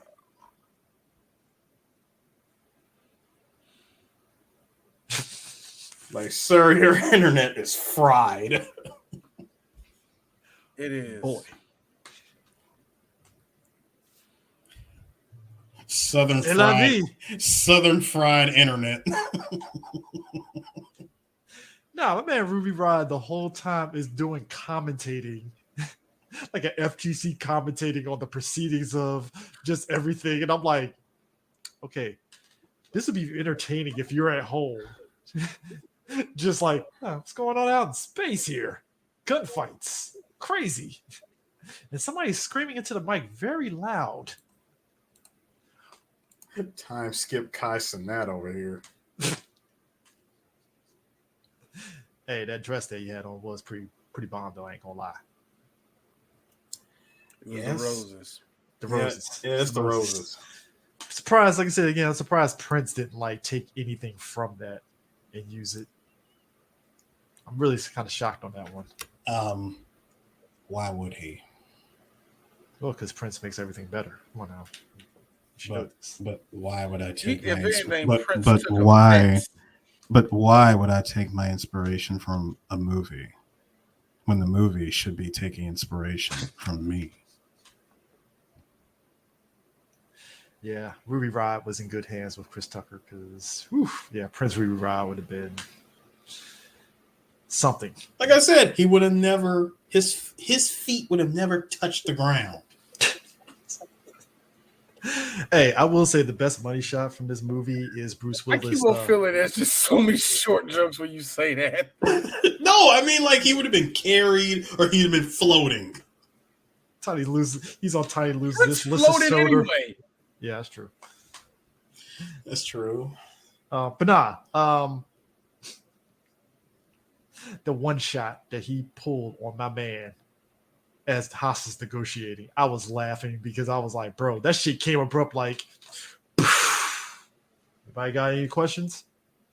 It's like, yeah, you really thought that I negotiate with terrorists over here? Because the logic is if you kill the leader, then everybody's going to falter. And it worked. It was like, well, we're done. It's like, all right, cool. Now, I like the big FU that the aliens left Zorg when he tried to put that bomb down and he realized the crystals wasn't in there and he doubled back and he stopped it. And it was like, nah, bro. Beep. Like, oh, yeah, you cute. You thought that was funny. We actually got a bomb over here that we just sat here and you're dead. Done. Kind of anticlimactic because I actually thought there was going to be some big fight with Zorg and them when they got to Egypt. You thought it would have been, and I thought it was kind of interesting how he just like freaked out. It's not fair. No, like, why? What Looney Tunes shit was this? This whole movie was Looney Tunes in the best way. I mean, the movie was already well over 2 hours, so it was time to end. Yeah, I mean, it was good, you know. And there's this big thing where the evil is coming close to Earth. Hold on, real quick.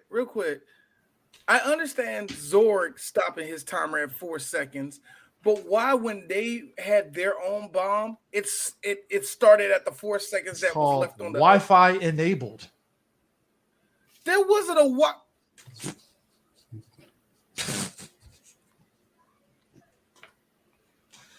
Hey, look. I quit. Look, you won that one. I can't have nothing to come I wish. back on. Hey, D. I wish you put the George Lucas clip in here. It's like poetry. It's like poetry.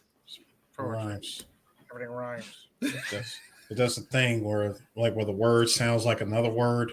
So when it goes to 4 seconds, then we hit the button, and then it's 4 seconds. You see. It rhymes. Who established 2 + 2 = 4? Terrence Howard told me 1 × 1 = 2. I don't care what anybody says. I don't care what anybody says. I put Jar Jar Binks in another one if you want me to. Fuck with me.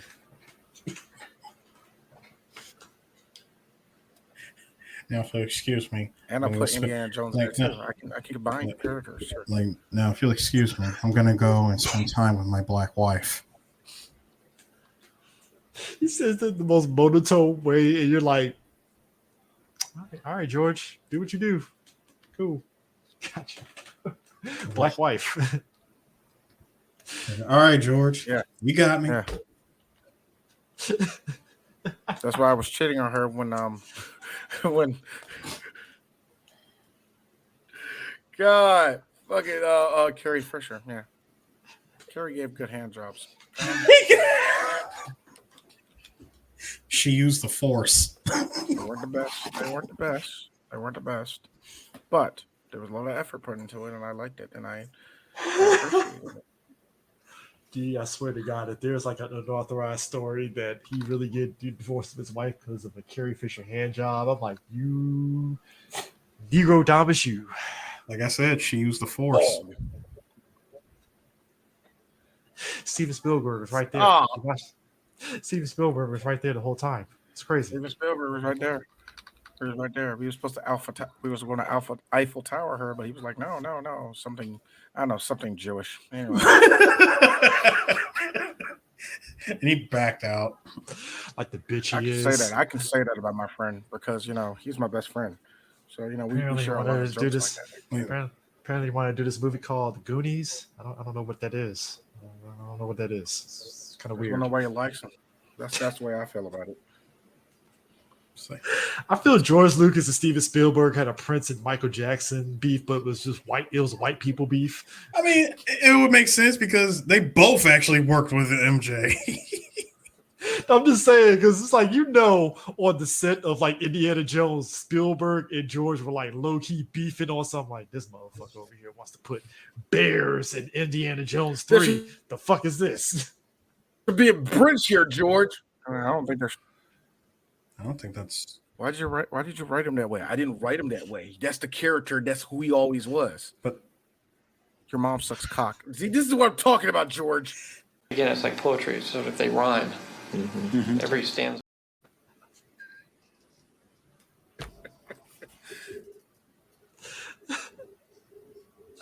That was George when he saw Fifth Element after watching an episode of Captain Planet before going to the theater.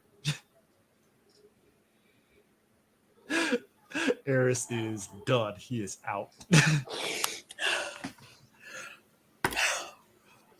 Last I checked, none of you motherfuckers can hold me.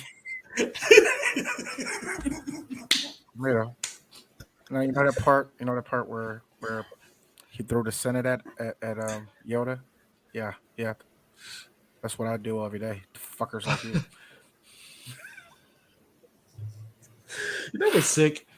I could see George Lucas doing Fifth Element, but it would be, I don't know if it would necessarily jive with like the sensibilities that this movie did.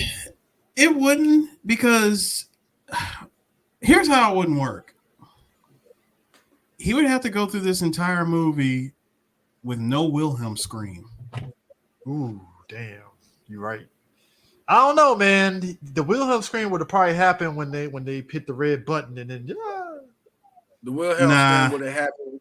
The Wilhelm scream would have happened when Lilu went through the taxi cab. But then we had to witness somebody falling. True. See, that's the whole Oh, point. no, The whole point of the Wilhelm scream is you see somebody clearly falling. You don't see them move their mouth or anything, but you just hear the scream. Nah, the part where Tricky got blown up by Zorg, that's when you would have heard the ah. Also, a lot of trash in that airport. That what? That no, that tracks. What are you talking about? No, that tracks. That 100% tracks. You're like, that's LaGuardia, nigga. What are you talking about? Nigga, you said wow. Somewhere somebody is screaming in New York. Oh, what did I do to deserve such disrespect? Screams about LaGuardia. Yeah, it's a piece of shit. Scowls and Timberlands.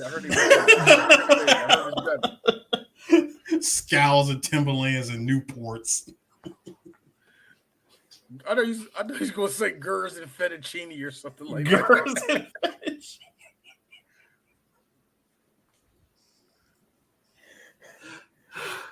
Oh god.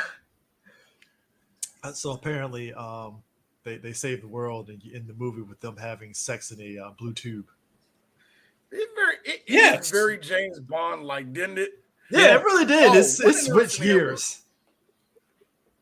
The one thing I say that was kind of interesting for me watching the movie was I will never forget when they got to this part where they was trying to figure out what happens and all the rest of that, right? Like, how did he activate the stones, right? Yeah. Which is weird. You would think they would know it will be the elements, but whatever. They can't see the title like we can. But but that was so funny. That was so funny. It was like, wait a minute. Wind, earth, fire, water. It's like yeah, all 5 of the elements. Me. Oh, that's why they call it that. Bro, I said that minute 1 when they dropped the title in the movie. Bro, when he sat there, you know what one had me rolling? It's the 5th element. The shit that had me rolling, it's the whole scene of them setting up the bricks and all that stuff was funny because my man was just like, this is hopeless. Hey, something happened to this. All of a sudden he blew on it, and that's when everybody figured out the elements, and I was like, okay, got you. Best part. Come on, my man. I gotta fight, my man.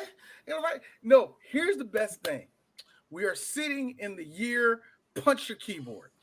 And you mean to tell me you say the word matches? Matches? I'm like Soldier Boy. Matches? Nobody had a flamethrower? There's no lighters in the future. Retro. It's retro future. Ain't a bic around. First off, sir, it's not a bic in the future. It's a Hyundai bic. It's a Hyundai bic. Yes. That is very correct, sir. Hyundai rules the world. Okay? Hyundai bic. I forgot. Hyundai rules the world. This is Earth. Powered by Hyundai. Brought to you by Walmart.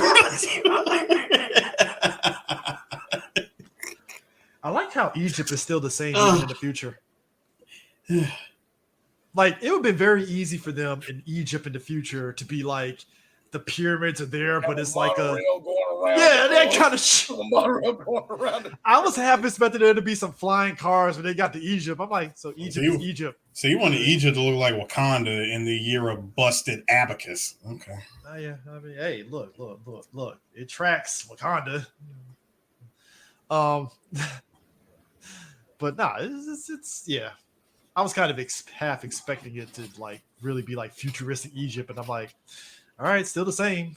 Cool. I guess archaeologists are still thriving in this future.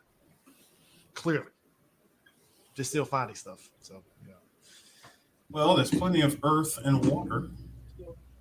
His sweat was water. That was enough water to quench that stone's thirst. It is the Rubal Holly after all. You goddamn Rubal Holly. God damn it.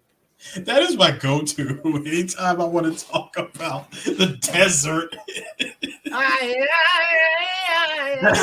It's the RuPaul Holly from me. I swear to you, me and Eris were in tears playing Uncharted 3, and that scene popped over. He's walking through like Lawrence of Arabia and shit, just like Nathan Drake is the luckiest person. My man was looking like Lawrence of Arabia and happens to open a door in an abandoned town, and my man was taking a leak and was like, shit, Drake. And suddenly Drake got all this energy to go into a gunfight. This man over here about to die of thirst, and he goes into a full-on gunfight. That's why when we did the that's when Naughty Dog was like, it's a video game. No, it's a video game. No, that's why what I told y'all when we did the Daylight podcast. No, Stallone's character is not Nathan Drake. Yeah, you're right. It's just that man was taking a leak and just said Drake, and I'm like, so you didn't even wash your hands? You just grabbed it, just. Hey Chris, there's no real bathroom around. Shut up about the washing of the hands, all right? Man, come on, Drake had to drink water that was undrinkable. Oh, he drunk his piss. If I'm Drake and I'm trying to prevent myself from Nate drunk his piss. Yeah. See, this Bear Grylls that joint, bro. This is me as Drake when my man didn't wash his hands and he tries to punch it. Brother, what's that? You wash your hands. He touched me. Like a nice chocolate covered strawberry. Smells hot. Why does your hand smell hot? Well. Oh God. Fifth Element, guys. Fifth Element. Would that be awesome? You touched it. Like steam coming out of it. I mean, now imagine if you will, if the movie ended on some till all or one shit after they destroyed the incoming evil. Yeah, I like how all it took was the beam of sexy love to vanquish the evil, to where it would turn into, it turned into the. God damn it, Square Enix! You took the ending of Fifth Element and put that shit in Final Fantasy 13. Same shit happened in Final Fantasy 13. Planet's about to smash in. Oh shit, they stop it. That's exactly what it is. It was fucking thing.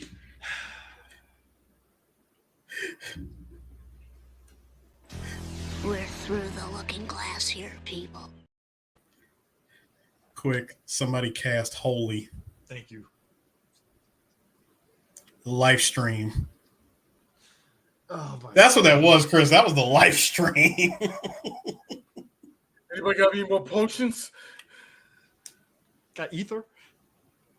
I got mega elixirs and a couple Phoenix Downs. No, Phoenix down, thank you. If anybody got a Phoenix down, this motherfucker. Side note, there's an enemy in Final Fantasy X. You use a Phoenix down, instant death. Crazy, right? Crazy. But anyways, that's Fifth Element, guys.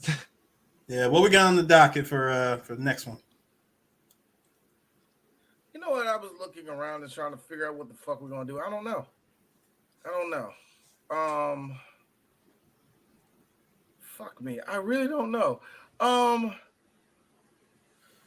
Shit. We had a whole wheel for this, and I don't even have a wheel set up for it. Okay. This is what we're gonna do. What are we doing? I'm thinking of two things. Am I thinking of the N word or am I thinking of feet? Feet. Both. Damn, Chris. All right, this is what we do. Okay, I got the movies in my head. All right. Pick a number between 15 and 10, 15, 1 and 15. 8. 4. God damn it, Chris. All right. Reservoir Dogs. Oh, we're dude. doing another Tarantino movie. Reservoir Dogs. Reservoir Dogs was that era of the indie filmmakers. Okay. Wheel of Tarantino. Turn. Tell us the N word we should learn. Number of feet I shall see. Hey, I ain't gonna lie. Reservoir Dogs. Actually, look. You know what? No. No. I don't want us to do Reservoir Dogs. Which Tarantino movie y'all guys really want to do? Between the two, I don't mind Reservoir. Which one? If you had to pick one, Chris. Jackie Brown. Was theirs? No, see, when you said Reservoir Dogs, I don't mind doing that. That's my favorite. I like. Yeah, I mean, I like Reservoir Dogs. Don't get it twisted. Like, I like all. We do Reservoir Dogs. I was just making sure. Look. I want people to understand. There's a plethora of Tarantino. I want people to understand. I didn't know that Reservoir Dogs came out in the 90s, obviously, right? I find it ironic that we had a moment in time where old movies were getting video games and stuff. So Reservoir Dogs had a video game. Yep.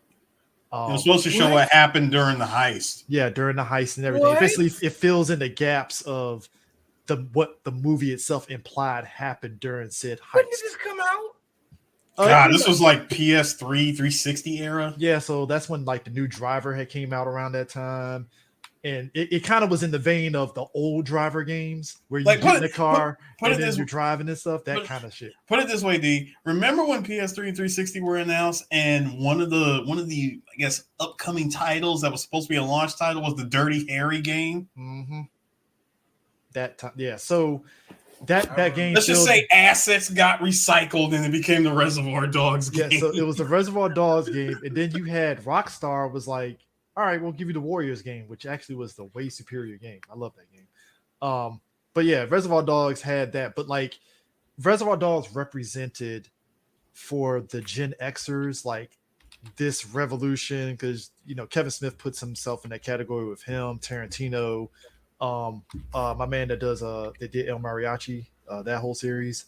Rodriguez. Yeah, Rodriguez, and stuff where it was like Reservoir Dogs was this groundbreaking film, like because the way the story was told, it was very unorthodox compared to what we were getting at that time, and that was Tarantino style right there from then on and stuff. Which Pulp Fiction was the one that really kind of put Tarantino in the stratosphere and stuff. But Reservoir Dogs, it's the one that people talk about, and it's kind of like you have to like really know and understand it, So. And it actually helped out a couple of careers. Buscemi, I would say Buscemi and Madsen and Mike Madsen. I think both of them really benefited off of it. Oh yeah, and it was supposed to be the movie for your boy Chris Penn to really, because remember Chris didn't have nothing big except that double Footloose. Not Footloose. He was in the dumbass not the dumbass. The movie with Eric Roberts. Best of the Best. Best of the Best. He was in that for reasons, but yeah. Chris Penn, martial arts. Yeah, Chris Penn, martial arts. But it was an indie movie. It wasn't. But it's funny. Everybody talks about just Tarantino, and it was actually other people in that movie that actually brought it. Was a whole group effort, really. Tarantino was just the director of it, and his directing style was just, it was the thing that got caught on. I think he still worked with a couple of those producers up until like Kill Bill or something like that. But it was that movie. Me and Eris got like 3 moments in that movie for us. Oh yeah, I mean the fucking N words. You're not gonna die. Say the fucking word. Words. I know Steve Buscemi and that tipping thing is hilarious. And there's another part in there that me and Eris that we quoted for a while. I forgot what it was, man. I forgot what it was. God, it wasn't the F. Yeah, I already said F fucking niggers. Yeah. There was another part in there. I forgot what we did. But yes. Yeah, we're definitely Yeah, that's going to be fun because it's been a while. Because didn't they do an anniversary box set? I remember you. Did you have that? Not the box set. They just released it on a 4K steelbook. Really? Yeah. I tell you the one fun Well, thing. My car sorry. The 4K steelbook came out earlier this year, and I'm pretty sure the only way you can probably get it now is off of Amazon, unless you want to wait for Best Buy to put out a reprint. But they did do the steelbook. I will never forget this as long as I live, and I always say, Eris, I'm so sorry. I never forget when I got my car stolen. That DVD was in my car. I was going to give it back to Eris, and they stole my car, and they stole that thing out with it. They stole that. They stole the family. I gave you one of the Family Guy DVDs from the series, so that shit is forever gone. I'll never fucking forget that. You walk outside and your car is gone. It's like, what the fuck? Hey, at least your car didn't get fucking stolen in front of you in the mall, and then it got burnt the day later. So.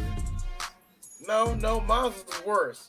Because they took my car for a joyride, and then these dumbasses pull right in front of the fucking car, right in front of the fucking police station and get chased.